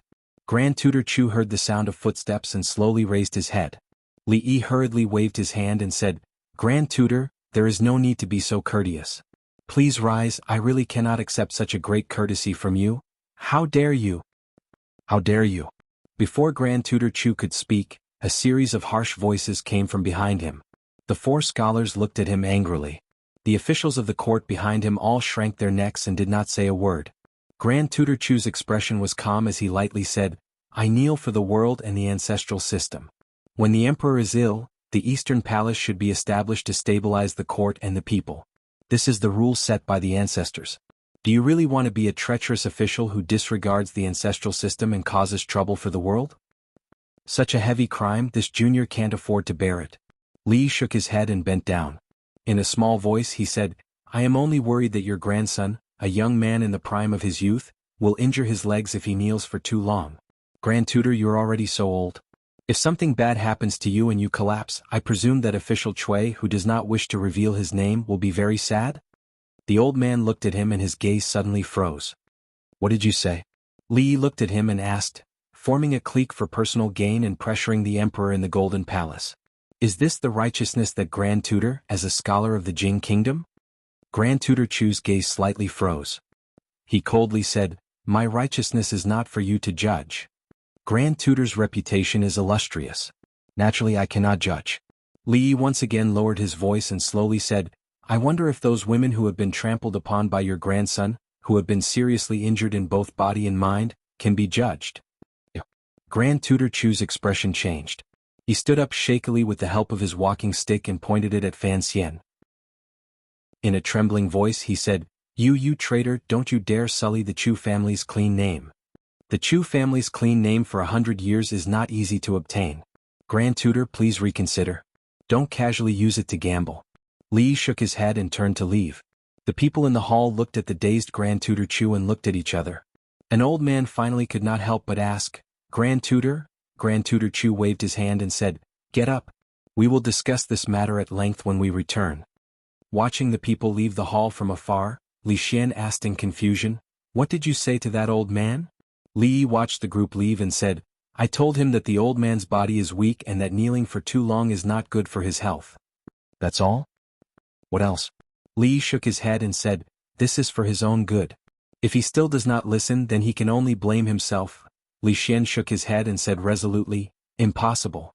That old man is as stubborn as a rock. Let alone kneeling until his legs are broken, even if he kneels to death, he will not easily compromise. Li waved his hand and said, Fine. Actually, I told him that His Highness said that if they do not get up, they will all be beheaded and hung at the palace gates as lanterns. The Chu family will be exterminated, the men will be exiled and the women will be sold to the brothels. They will not be allowed to sleep without receiving 100 customers a day. Just ask him if he is afraid. Li Xian was stunned and murmured, Isn't this too cruel? Li patted his shoulder again and said, If you are not so cruel, they will not be afraid. Outside the palace gates, Cui Qingming slowly followed behind Grand Tutor Chu and said, Don't worry, Grand Tutor. All the evidence of that incident has already been destroyed. What he said is nothing more than slanderous slander and framing others. No matter what he does now, even if he finds those women and points them out, people will only think that he is desperate and will not be able to do anything. His eyes flickered and he said firmly, Now that the situation has been decided, as long as Grand Tutor puts in a little more effort, the great event will be possible. Chapter 891. Jingdu had always been a troublesome place, but too many things had happened in recent days. First, a fugitive killed someone on the Lantern Festival in a cruel way. Then, a woman near Jingdu disappeared inexplicably. The wanted poster of the fugitive had been posted all over Jianghu, but there was no result until now. The case of the missing woman was solved, but it was not perfect. 2 other women had not been found. Later, the envoy of the Qi kingdom came from afar to negotiate for peace. It was publicized quite enthusiastically for 2 days, but there was no news about it after that. In the middle of April, it was said that led by the Grand Tutor and several famous scholars forced the emperor to issue an edict to summon the king of Shu, the eldest son of the emperor, back to Jianghu and live in the East Palace. Everyone knew why the king of Shu was expelled from Jianghu at that time. If he had taken another step forward, it would have been a great crime equivalent to rebellion. Merely being expelled was already a mercy beyond the law. It was said that on that day in the hall, His Majesty was so angry that his old illness relapsed. The Grand Tutor and the others knelt in the hall and refused to get up. They did not know what happened after that. In any case, the imperial edict to summon the king of Shu back had not been issued. However, it was faintly heard that the Grand Tutor Chu and those scholars were going to carry out some activities to clean up the side of the emperor, aiming at the Minister of Honor, Li County Marquis Li, who was the most favored by the emperor. Everyone knew that County Marquis Li and the princess had done a lot of good things for the world and helped many people live a good life. However, this kind of thing was planned by the scholars in the upper class. They couldn't participate in it at all. Of course they wouldn't participate in it. After all, this matter was led by the Grand Tutor, who was like a saint in the hearts of the people. Even those who were very firm in heart couldn't help but be shaken when thinking of this. This was a game between the bigwigs and they could only watch from afar. What was strange was that no matter how the opponents slandered, County Marquis Li didn't do anything, which made it difficult for countless people to guess. After all, this matter didn't only involve himself. Even the officials and forces in Jianghu who had some relations with him were greatly affected because of this matter. In the government office of the capital, County Magistrate Liu was having a headache because of a street fight. Fighting was just a small matter, but when the people involved in the fight, one was a member of the Chui family, and the other was just a commoner, and the Chui family was not in the right, the matter was a little difficult to deal with. In front of the hall, an old man revealed a smile and said, "Hee, Lord Liu, how should this case be judged? Please quickly give us a definite answer. My young master will have a banquet in a while." County Magistrate Liu couldn't remember when was the last time someone talked to him like this in the court. Could it be that this housekeeper of the Chui residence thought that since Lord Li was at a disadvantage, the Chui family could be more arrogant in the capital? He looked at the disdainful young man standing in the middle of the hall, waved his hand and said, "Fighting in the street, disregarding the law. You will be punished with 10 strokes of the cane and driven out of the county government." In the court, the young man's expression changed and he shouted, "How dare you!" The old man was startled and his face also became gloomy. He said in a low voice, "Lord Liu, don't forget who my young master is and don't forget who you are. What a coincidence. I'm not afraid of threats at all, especially threats from your Chui family." County Magistrate Liu smiled and said, "This man disturbed the court and dared to threaten me. For the sake of your age I won't beat him. Just throw him out as well." Seeing the government runners drag the 2 people out, the smile on his face gradually disappeared. He clenched his fists, looked at the sky and murmured, "Lord Li, what are you thinking?" His face alternated between doubt, hesitation, worry and fear. After a while, all kinds of complex emotions turned into determination. He walked out of the hall and ordered a government runner, "Prepare the carriage, I need to go out. Shanning, move a little to the right, hold Yongning, hold her, not her head. Never mind, put your hand on her shoulder." Li Yi instructed the proud Lolita, and then picked up the brush again and drew on the spread paper. The weather was good today, and he originally planned to draw a family portrait. Rui was holding Li Duan, Xuanhuan and Rui were standing on her side, and finally he would Photoshop himself, and this family portrait would be perfect. However, the proud Lolita came over and she insisted on joining in. With her, of course, Yongning, so the small family became a big family. The little guy couldn't stay quiet for long. After a while he started to cry and make a fuss. Rui had to coax him. Fortunately, her part had been finished. As long as he added others, it would not be difficult for him. After finishing the painting, he sent the proud Lolita and Yongning to play, and then he had time to lie in the yard, enjoying a moment of peace. Not long after he closed his eyes, a pair of hands appeared on his shoulders, gently massaging him. Ruyi's voice was soft, "I've heard about the things that are spreading outside." Li opened his eyes and asked in surprise, "What is it?" "They say that hubby is a sycophant." Li sighed and said, "I thought I hid it well, but I never expected them to see through me." In fact, from a certain point of view, Old Man Chu and company were right. At the very least, he had hidden the fact that he wanted to make Princess Royal Empress from the old emperor. If one were to really think about it, compared to this treasonous matter, what the Cui family did was nothing. Rui wasn't surprised by his words. After some thought, she said solemnly, "If hubby is a sycophant, then I'm the wife of the sycophant. When the sycophant and his wife join forces, there's no one to be afraid of." Li grabbed her hand and said with a smile, "Don't worry. One sycophant is enough to deal with these people. The sycophant's son is crying again. It's best you coax the sycophant's wife." Rui went to coax the restless Li Duan. Mississippi Lu walked over from behind and stood in front of him. She looked down at him and asked, "How much longer are you going to wait?" Lying on the recliner to look at Mississippi Lu, he felt like he was looking up at her. Li shook his head and said, "Those are all great Confucian scholars. In terms of influence, I can't compare to them. I have an idea. Rui, why don't you visit those stubborn old fogies one by one at night? You don't have to beat them to death. All you have to do is beat them until they are paralyzed and unable to take care of themselves. That way they won't be able to run around stirring up trouble." "All right." Mississippi Lu simply agreed. The next moment she disappeared in front of Li Yi. Suddenly losing sight of Mississippi Lu, Li Yi was startled. He immediately jumped up from the rocking chair and chased after her. He shouted, "Wait a minute. Let's discuss it again. Maybe there's another way." He didn't catch up with Mississippi Lu. Instead, he saw Li Xian and the eldest princess who came together. When the three of them walked back in, someone also came out from another high door. A middle-aged man said apologetically, "Prime Minister Qin, I'm really sorry. My father hasn't been feeling well recently and is resting in bed. He won't see anyone." Prime Minister Qin looked at the two carriages parked in front of the Chu residence. He didn't say anything. He just looked at the middle-aged man and said lightly, "I have something to say. Tell the Grand Tutor that Qinwen is grateful for his teaching back then. But today he wants to destroy the pillar of the Jing kingdom. I beg to differ." Inside the hall, Li Yi had just asked Li Xian and the eldest princess to sit down.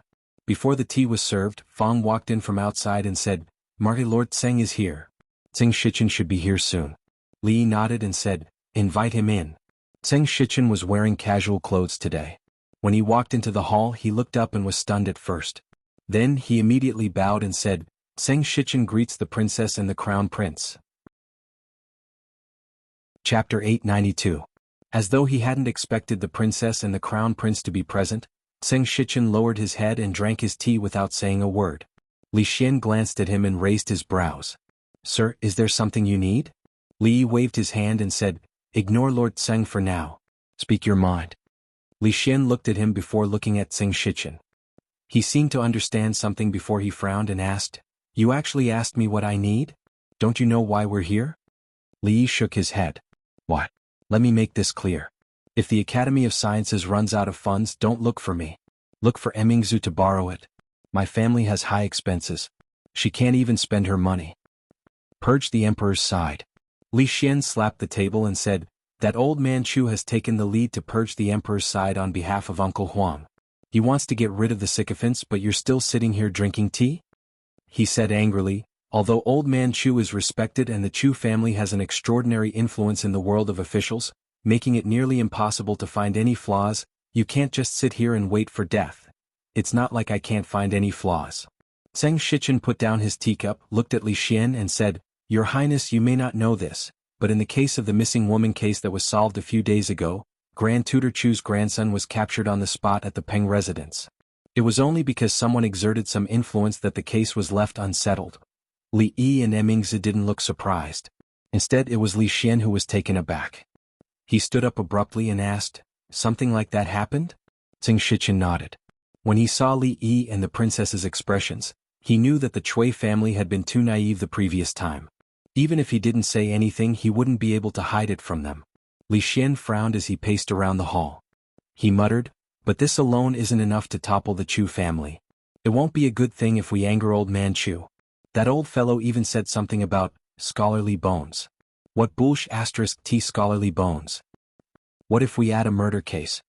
Tseng Shichen stood up and said, "Unfortunately, the murder at the Miaoying Pavilion on the night of the Lantern Festival is also related to that young Master Zhu. That murder case had caused an uproar in the capital, but it had still not been solved. Li Xian also had some impression of it. He asked. What do you mean? Didn't you say that the criminal originally wanted to harm the grandson of Grand Tutor Chu as well? You mean that the case was originally done by that person surnamed Chu? Li Xian walked up to him and asked, if that's the case, why hasn't there been any news at all? That's because the capital governor, Tseng Shichen, with the tacit approval of Grand Tutor Chu, concealed the truth of the case and framed a fugitive who was on the run. In addition, that woman's older sister felt that there was something fishy about the case and went to the capital governor's yamen to seek justice. To this day she is still imprisoned in the yamen. Li Xian was startled. Confusion and shock appeared on his face. He pointed at him and said, You aren't you Tseng Shichen? Tseng Shichen straightened his clothes and knelt down in the direction of the eldest princess. In a loud voice he said, I have sinned. You. Li Xian pointed at him and was so shocked that he couldn't say anything. In the end he could only choke out, You traitor, you betrayed me well. So that's why you locked that woman up. Li Yi stood up as well. He looked at him and asked, Why didn't you tell me about this before? Tseng Shichen raised his head and slowly said, The time has not come. Emmingzi gazed at him and asked, Do you know what the crime is? Tseng Shichen lowered his head and said, No matter what the crime is, it's still much better than following the Chui family down a dead end. Emmingzi looked at him and waved her hand. Stand up and talk. After listening to Tseng Shichen's words, Her Highness shook her head and said, No wonder he was so radical. Grand Tutor Chu had no other way to protect the Chu family's reputation. Li Xian slammed the table and said angrily, The Chui family actually used such despicable methods. Why didn't they tell old Chu about this? Tseng Shichen shook his head and said, The Chu family can no longer turn back. Whether it was the Chui family's scheme or not, the case was committed by Chu Ping. The Chui family has been uninvolved from the beginning. It's impossible to topple such a powerful family with just one side of the story. Moreover, the capital is deep. The Chui family is not as simple as the crown prince appears to be. Qin He. A trace of doubt appeared on Li Yi's face. His lips moved slightly before he looked at Tseng Shichen and asked, How is the victim's sister now? Tseng Shichen said, In order to prevent the Chui family from silencing her, I have kept her in prison. But this time, if she is released, she can no longer sound the grievance drum of the capital yamen. Young Master, Lu Yizhang from the Ministry of Justice is here. Fang came in from outside feeling puzzled. What was going on today? It wasn't a holiday but everyone was running home. Tseng Shichen looked back and said, I'll go back first. If anything happens I'll get someone to contact you. Li Yi nodded and waved at Fang.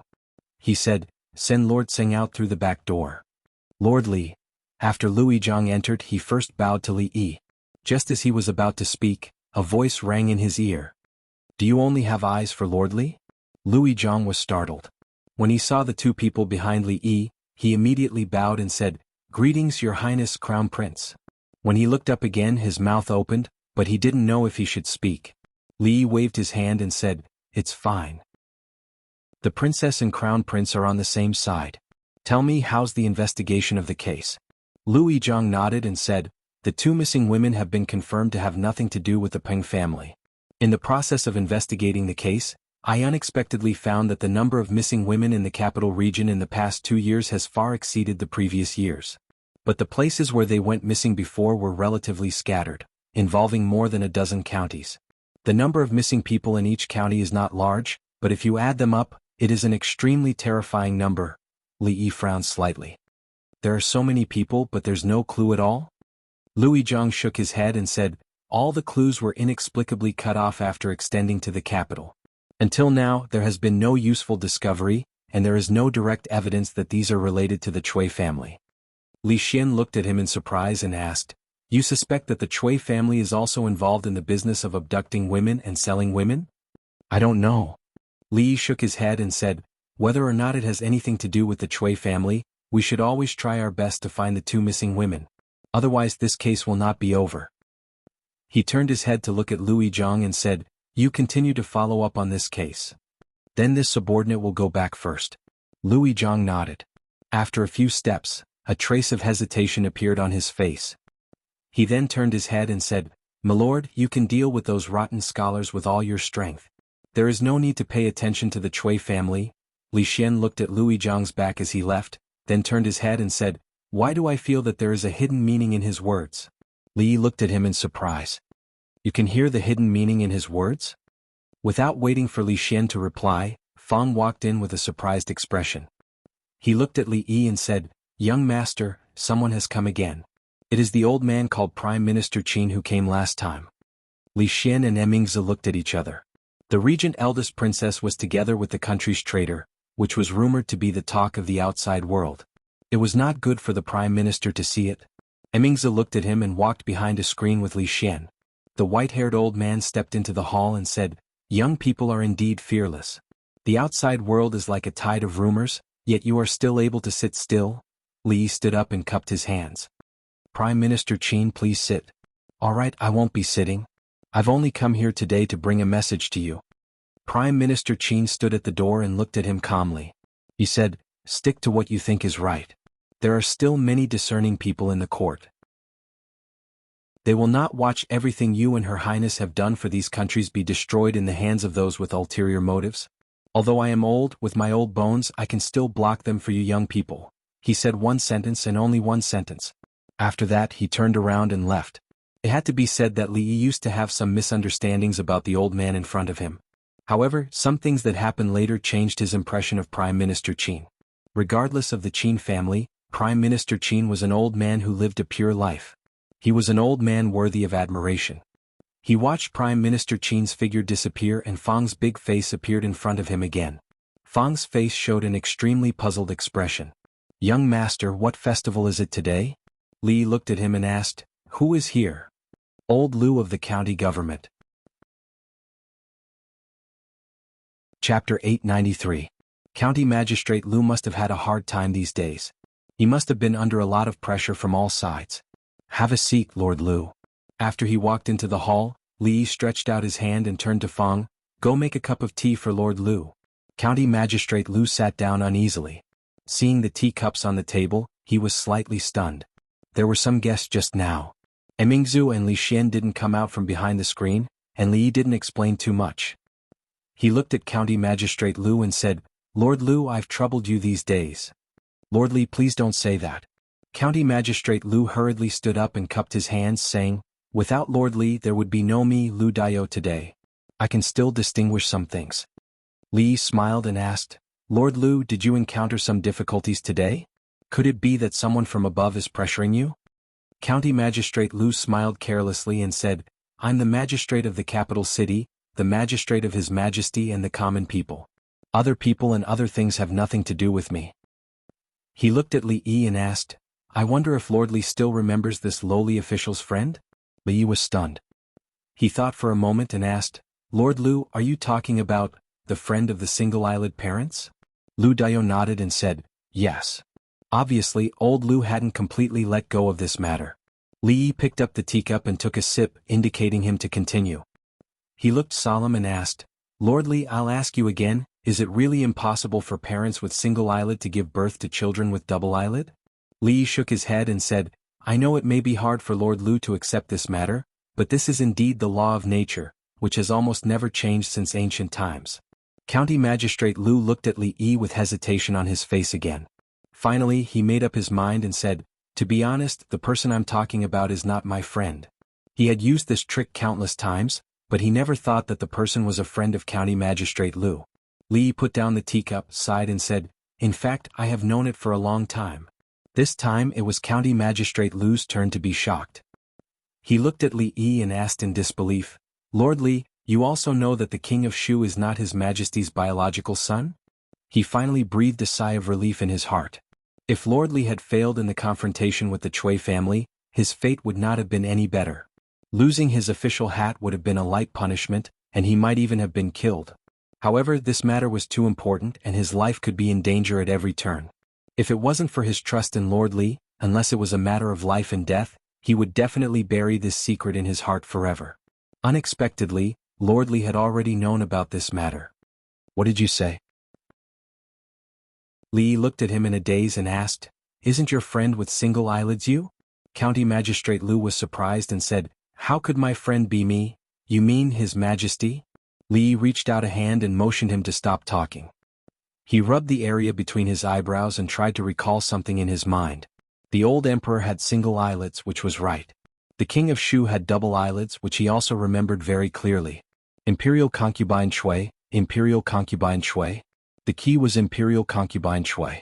He had only met Imperial concubine Shui a few times, and most of the time was at night, so he really couldn't remember clearly. Clang. The screen on one side of the lobby fell to the ground, making a heavy sound. Seeing the two people coming out from behind the screen, County Magistrate Lu trembled and his legs suddenly became a little weak. Your Highness? Li stood up and looked at Mingzu, who was walking over, and asked, "Do you remember whether Imperial concubine Shui has double eyelids or single eyelids?" Mingzu's expression was a little absent-minded. After a moment, her eyes focused again. She looked at him and said slowly, "In the Jing Kingdom, double eyelids are considered beautiful. Imperial concubines are also required to have double eyelids. At that time, the Chui family was powerful in the imperial court. Only they could make an exception to send a woman with single eyelids into the palace and promote her to the position of imperial concubine." Li didn't quite understand those people who would cut their bodies for double eyelids. Single eyelids and double eyelids had their own beauty. He didn't expect that the imperial concubines with single eyelids would be discriminated against in the selection of imperial concubines. It really shouldn't be. However, the key point of the problem now was not the problem of discrimination at all. It was a big problem. How could it be? How could it be? Li Xian shook his head repeatedly. The imperial palace was so strict and the imperial concubine was so noble.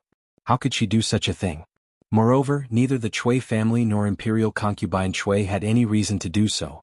A hint of anger appeared on Li Xian's face as he said, "The Chui family has committed a heinous crime. They have committed such a heinous crime, yet they are still stirring up trouble in the imperial court. I must report this matter to Uncle Huang." "No. No." Li Yi and Mingzu spoke almost at the same time. "You." Li Xian stared at them with his eyes wide open. "Why?"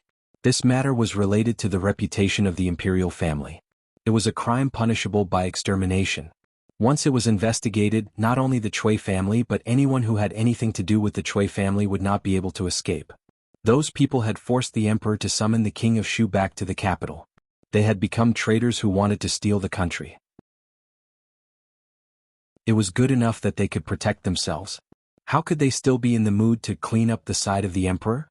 Mingzi didn't bother to pay attention to him. Li glanced at him and asked, "What do you think His Majesty will do if he hears such news in his current condition?" Li Xian heard this and immediately fell silent. There was no doubt that if Uncle Emperor knew about this, the Chui family would definitely be destroyed. A large number of people in the capital would also die. But what about Uncle Emperor himself? The imperial physician had repeatedly warned that Uncle Emperor's body could no longer be stimulated.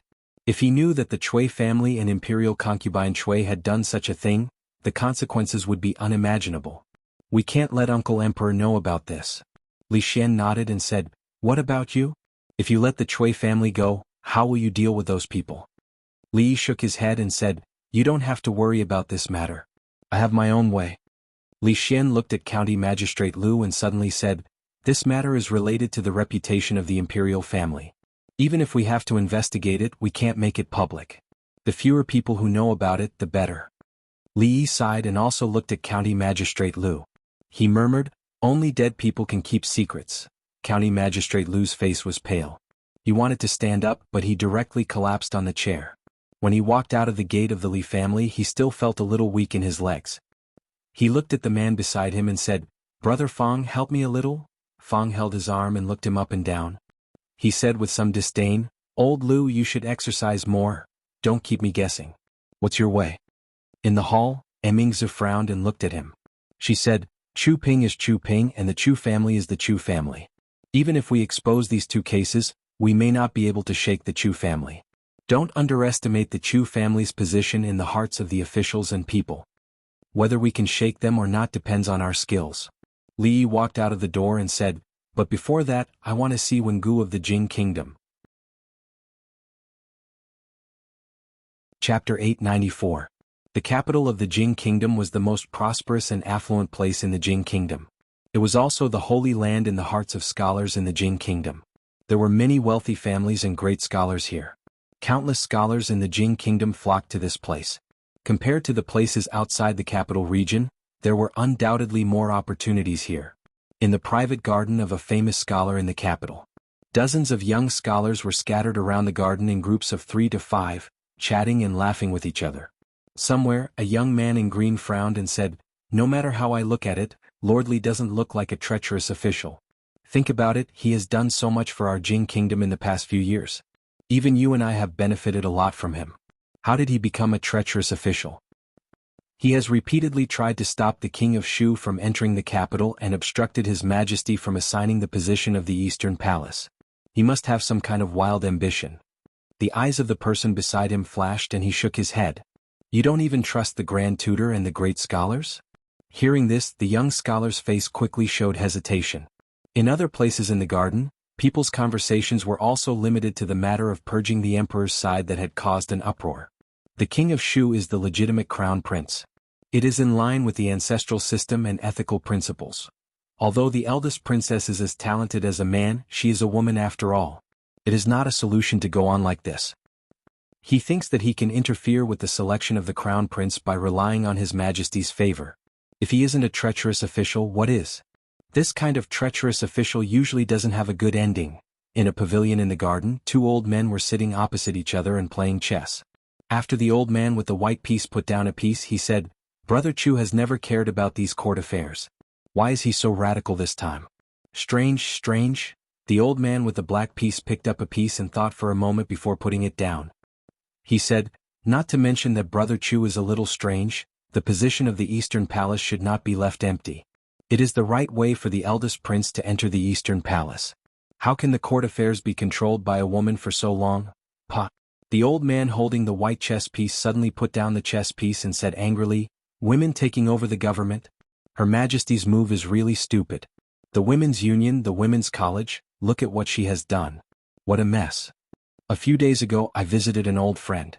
That old friend's granddaughter actually told me that the teachers of the Women's College told them that it was impossible for parents with single eyelids to have children with double eyelids. That's utter nonsense. His Majesty and Imperial Consort Shui both have single eyelids. I've seen the King of Shu with my own eyes. He clearly has double eyelids." His tone was resentful. "When I'm done with this part, I'll definitely submit a memorial to the Women's College.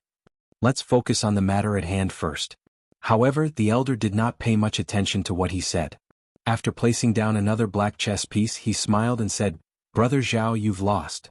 Although the Zheng family's mansion is big, it's not a good idea for you to live here all the time." Li looked at drunken Mo and asked, "Why don't you just move over? Whenever you miss this place you can come back and stay for a few days." She shook her head and said, "I won't leave Sister Ruoqing behind." Li comforted her, "Who said you two should separate? When the time comes, Ruoqing will move over together and you two can still live together." "That's nothing. Even if you agree, Sister Ruoqing won't?" She tilted her head and looked at Ruoqing. "Don't you think so, Sister Ruoqing?" Ruoqing just smiled and did not answer. Li looked at her and said, "All right, but the old madam has been talking about you for a long time. Let's pick a time and I'll take you to see her." "Ah, the old madam of the Li family?" Her expression immediately became a little flustered. Li nodded and said, "If you don't go, I'll have to bring the old madam to see you." "This matter?" She stood up, and the panic and nervousness on her face were even more obvious. She stammered, I haven't brushed my teeth today." Seeing her run into the room in a panic, Li could only shake his head. He understood her concerns, and it was not good to force her on such a matter. After she left, the smile on Ruoqing's face gradually faded. She looked at him with some worry and said, "I've heard the rumors outside. Mrs. Chen also asked me to bring you a message. Don't have a direct conflict with those people. Has the matter really reached such a serious point? Don't worry, it's just a small trouble. It will be solved soon." Li stood up and looked at the closed door. He estimated that it would take a long time for drunken Mo to brush her teeth this time. After saying goodbye to Xiaotsue, he looked at Ruoqing and said, "Let's go out for a walk." It was early May and the weather was not very hot. Out of the Zheng mansion, Ruoqing comforted him. Drunken Mo should still be a little worried. "I've been persuading her these days. I think after a few days she will agree to move over." Li tilted his head, looked at her and asked, "What about you?" "Meh." Ruoqing was stunned and said, "After all, I've lived here for a long time. I'm still used to Willow Lane. I'll probably move back there. The house is too big and it's always a little lonely with only a few people living there." "It won't be lonely if there are more people." When walking to the door of the brothel, Li smiled and said, You go in first. I have something to do.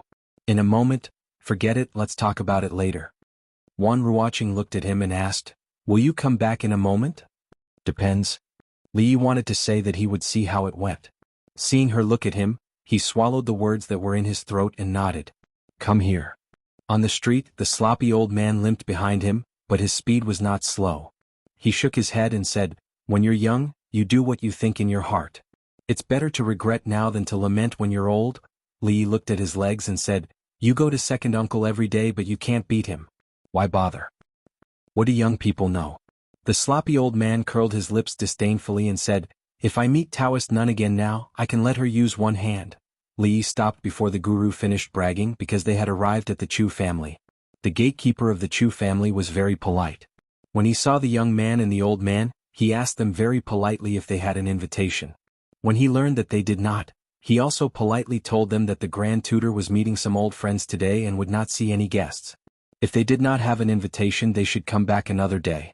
Li smiled and said, please inform them that I'm here to visit the Grand Tutor. If the Grand Tutor really doesn't want to see us, we can leave. The gatekeeper saw that the young man in front of him was extraordinary. Although the old man behind him was not very agile, his eyes were very scary. He could not figure out their identity and said, wait a minute, I'll go inform them. However, it's not certain whether the Grand Tutor will see you or not. Ningchen. He murmured the name and quickly ran in. Somewhere in the capital, two figures walked out of a brothel. Hearing the gossip of the people around them, the middle-aged man turned his head and asked the man beside him, some people in the capital say that Sir Li is a pillar of the court, and some say that he is a traitor. What do you think? I don't know. I'm not very familiar with Sir Li. The man beside him shook his head, thought for a moment and said, however, I still think that Sir Li has been wronged. The middle-aged man looked at the crowd and murmured, since he has been wronged, why doesn't he respond to the rumors in the capital and the fights in the court? Wu sighed and said, who knows, don't worry. The middle-aged man patted him on the shoulder and said with a smile, Sir Li is a hero of his generation. These clowns won't last long in front of him. We have to believe in him. Chapter 895. The Chu family. In the main hall, other than Grand Tutor Chu, there were several elders of similar ages. They all wore loose Confucian robes and had righteous expressions. Their bearing was extraordinary, and they seemed to have a noble character. A thin elder shook his head and said, it's a pity. Although Grand Tutor Wang resigned long ago and the Wang family has always kept a low profile, if he was willing to stand out, the matter would not have been dragged out to this day. Another elder with a serious expression sighed and said, Grand Tutor Wang, I once personally went to invite him, but he tactfully refused. He said that he was old and did not care about the affairs of the court. His words revealed his admiration for that sycophant. Back then, when the envoy of the Qi kingdom caused havoc in the capital, no one in the vast capital dared to fight. Grand Tutor Wang dragged his sick body to court and was persuaded by everyone. You all know what happened next. It's no wonder he was so impressed. It's fine if Grand Tutor Wang doesn't help either side, but isn't this Qin Brother Chu's disciple? This time he actually joined forces with many important officials in the court to speak up for that sycophant. If not for that, why didn't the officials respond as soon as Brother Chu spoke? The matter has been dragged on for so long. It's not just the officials. I'm afraid that even the common people will have to put in more effort. As they drank tea and discussed, a servant of the Chu family walked in from outside. He walked to Grand Tutor Chu's side and whispered a few words. Ningchen? Grand Tutor Chu frowned slightly. He had no impression of this person at all. When the gatekeeper saw this, he felt a wave of regret. He hurriedly said, I'll send them away immediately. Wait. He quickly walked out of the door and a voice came from behind him. Grand Tutor Chu looked at him and asked, You said that he is a young man about the same age as Ping'er, and that he is handsome and has an extraordinary bearing? The gatekeeper immediately nodded. He is handsome and much more handsome than young master. Ningchen, sycophant. Grand Tutor Chu murmured. A hint of doubt appeared on his face as he said in a low voice, Let him in. At the entrance of the Chu family, the gatekeeper ran over and wiped the sweat off his forehead. He respectfully said to Li Yi, Young master, please come in. Compared to the other rich and powerful families that Li Yi had seen, the Chu residence wasn't very big. In fact, it could even be said to be on the small side. Perhaps it was also because the Chu clan didn't have many descendants, and the two generations of the clan only had one son. Too large of a residence couldn't be used and it would seem deserted. Led by the servant, they did not pass through the main residence, but took a small path to the left. Not long after, they arrived at a small garden. A figure dressed in a gray Confucian robe stood with his hands clasped behind his back. Li wasn't sure if it was an illusion, but he felt that the body of this royal tutor was much hunchier than the last 2 times he saw him. The old man turned his head and asked calmly, "This old man has always been curious. When you saw me on the street that day, why did you hide?" At this moment, Li realized that not only was his back hunched, but his complexion was also much older than before. It was as if he had aged 10 years in an instant. "I was afraid that you would blackmail me," Li said honestly. "Unfortunately, I couldn't escape in the end." The 2 of them had been at loggerheads in the court that day, but when they met again, there was not the slightest atmosphere. The old man looked at him with a sharp gaze and asked, "You repeatedly prevented the eldest imperial son from entering the capital. Do you think that this old man has wronged you?" Li smiled and said, "As for the reason, the royal tutor naturally understands." "Actually, I can understand the royal tutor." Li gazed at the neatly trimmed flower garden to the side and slowly said, "The Chu clan has been a clean stream among the scholars of the Jing kingdom for many generations. They represent righteousness and righteousness. A mere sycophant naturally cannot compare to the Chu clan's century-old reputation." Royal tutor Chu's expression was calm, but his fists, which were hidden in his sleeves, were tightly clenched. His veins were bulging. "I know that Cui Qingming used some shameful methods to get hold of the Chu clan's weakness." Li shook his head and continued, "Your grandson deserves it, but the Chu clan should not be implicated. Even if the Cui clan exposed those scandals, it will not shake the Chu clan's foundation. Although it will inevitably damage the Chu clan's reputation, it will not be difficult to make up for it in the future." He gazed at royal tutor Chu again. "What is difficult is the royal tutor's choice." Royal tutor Chu stared at him. A moment later, he unclenched his fists and said, "All of this is just your one-sided statement. There is no stain on the Chu clan and there is no need to make up for it." Li met his gaze for a long time before sighing. He cupped his fists and said, "Since that's the case, royal tutor, this sycophant bids farewell." Just as he was about to walk out of the garden, he stopped and turned back to ask, "Was it worth it?" This time he did not receive any response from the old man. When he walked out of the Chu household, the unkempt old man saw that his expression was relaxed. There was no hesitation or apprehension from before. He asked in surprise, "What, did you succeed?" Li nodded, "It's done." The unkempt old man was somewhat disappointed along the way. He thought he could watch a great show, but from the looks of it there wasn't much hope.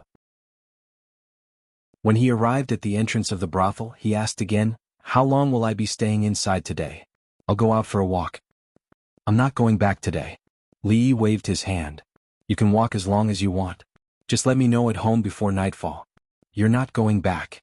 The unkempt old man looked at him in surprise and asked, "Are you sure?" Li nodded and stepped into the brothel. Recently there hadn't been many exciting shows at the brothel. The customers were already beginning to complain. It was time to add something new. He habitually glanced at the small building in front of him and happened to meet a gaze from the window of the loft. Li was startled for a moment, then he smiled and waved his hand towards that direction, then walked over quickly. "He's not coming back tonight?" "The Li family." Mississippi Lu frowned. "Where is he?" The unkempt old man shrugged. "A place to watch a show." Mississippi Lu waved her sleeves. "Take me there." Rui grabbed her arm and shook her head. "My husband said before he went out this morning that he had something important to do today. He might not come back tonight." "What are you going to do?" "I'm not going to look for him." Mississippi Lu shook her head and said, I'm going to watch a show." In the room above the loft of the brothel. When Li saw Ruoqing writing, she frowned slightly and seemed to be in pain. He asked in confusion, "What's wrong?" She put down the pen and looked at her fingers. She shook her head and said, "Maybe I've held the pen for too long these 2 days. There are blisters." Li saw that there was a blister on her fingers. He frowned and said, "Forget it. Don't write any more. When I finish writing this chapter, you can tell me how to arrange it and I'll write it down." Li put down the pen and said, "I'll help you pop the blister first. You can rest for a while." He took out a sterilized needle. These things were always available here.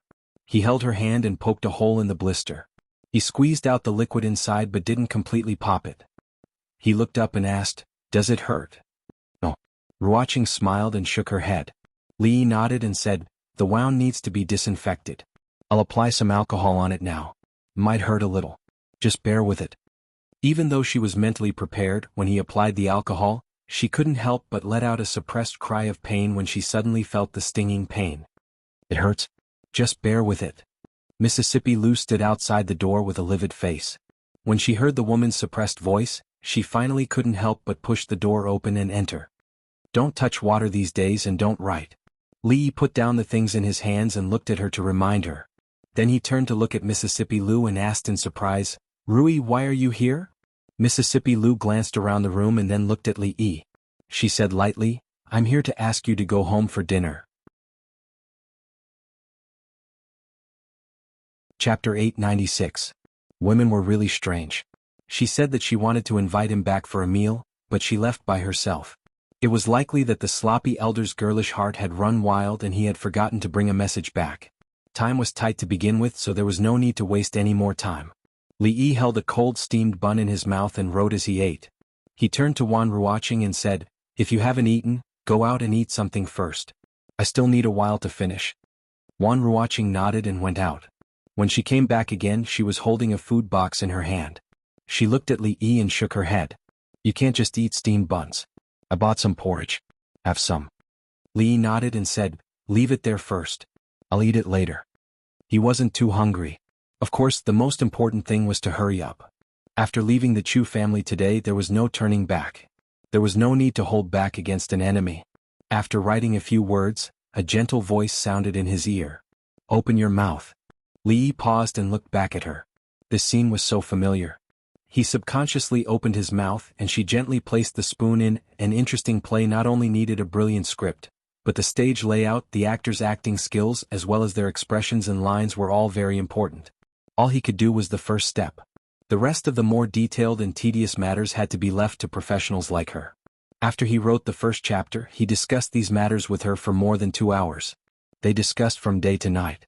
Li saw the fatigue between her brows and said, "I'll write the next chapter. Rest for a while." Wan Ruoqing nodded and didn't refuse. She had been busy until late last night, so she was actually a little sleepy. She still had to discuss the second chapter later, so it was beneficial to take a short rest now. She leaned over the small table by the bed and looked at the flickering candlelight before slowly closing her eyes. Pop. The oil lamp gave off a spark and let out a soft sound. When she slowly opened her eyes, she found that she was lying on the bed, covered with a thin layer of quilt. She got up from the bed and looked in a certain direction subconsciously. There was no one at the table. Has he gone back? The paper spread out on the table should be the finished script. She picked it up and looked at it. It was indeed finished. It was dark outside the window. It was already very late. After tomorrow she would be busy again and even busier than before. In order to ensure enough energy, she had to rest early even though she wasn't sleepy. She took off her coat and only wore a doo-doo. She put it on the cabinet and sat on the bed. Just as she was about to take off her shoes and socks, the door was pushed open from the outside. Usually only she and Yu Zhu lived in this small building, so the door didn't need to be locked from the inside. Li turned over and got out of bed. Looking at Mississippi Lou, who sat up on the bed, he said in surprise, "Why are you sleeping here?" When he asked this question, he realized that he had asked a nonsense question. Recently, Mississippi Lou had abandoned martial arts for literature. She studied hard every day and even occupied his study. Most of the time she read until late at night. It was not a difficult thing to understand that she slept here at night. A tiger's butt should not be touched, let alone a tigress butt. Li hid the hand behind his back and took a few steps back, always alert for sword light beside the bed. When he retreated to the door, he saw that there was no movement beside the bed. He thought for a while and asked again, "If I go to sleep now, I will definitely disturb the child. The guest room is not cleaned. If you sleep here, where should I sleep? Your room?" Finally, there was some movement beside the bed. Mississippi Lou got out of bed. Although Li could feel 2 eyes in the dark, which made him feel guilty, Mississippi Lou didn't mention what had happened just now. She walked straight past him and left the study. He closed the door and went back to the bed to lie down. A familiar light fragrance lingered in his nose. After being stunned for a while, he murmured, "Is there a difference?" Since the capital entered summer, the weather became hot and dry, and the situation was also restless. In the court, the two forces led by Grand Tutor Chu and Prime Minister Qin had new changes every day. The common people were also affected a lot. Rumors and rumors were everywhere. However, County Marquis Li, who was at the heart of the struggle, was as still as a mountain from beginning to end. He didn't make any response or reaction to it, which made everyone puzzled. Of course, although this matter affected the hearts of the common people, the affairs of the court and the debate between loyalty and treachery were too far away from them. It was not an easy choice to believe in the famous Grand Tutor Chu or Lord Li, who had done a lot of good things for the common people. Compared with this matter, the new play that had been promoted in the brothel since a few days ago was obviously much closer to them. That new play had a trial screening in only one brothel in the capital today. Even if the brothel was already full of people, the guests who didn't buy tickets in advance could only stand outside the door and sigh. The spectators who were lucky enough to buy tickets were naturally complacent. In the dark theater, only the lights around the stage were on. They didn't wait long. The stage curtain was opened, and a faintly discernible voice floated into their ears. Flowers will bloom again, but people will never be young again. There is no need to be rich and powerful. Peace and happiness are immortals. The curtain was completely opened, and an old woman in cotton clothes with a bent body appeared on the stage. The old woman took a few steps forward and introduced, "I'm Granny Kai from Chuzhou City. We are the family of 3. Unfortunately, my husband has passed away and he only has one child who is 8 years older than me. I have 2 children and my family is quite rich. Here is Scholar Do." The ordinary opening was the original routine of a common play, but because of the overwhelming promotion in the brothel at this moment, people were still looking forward to the play. You're tuning in to the Sword Dance in the Vast Sky YouTube channel. Don't forget to subscribe and join us on this journey to catch the most captivating stories.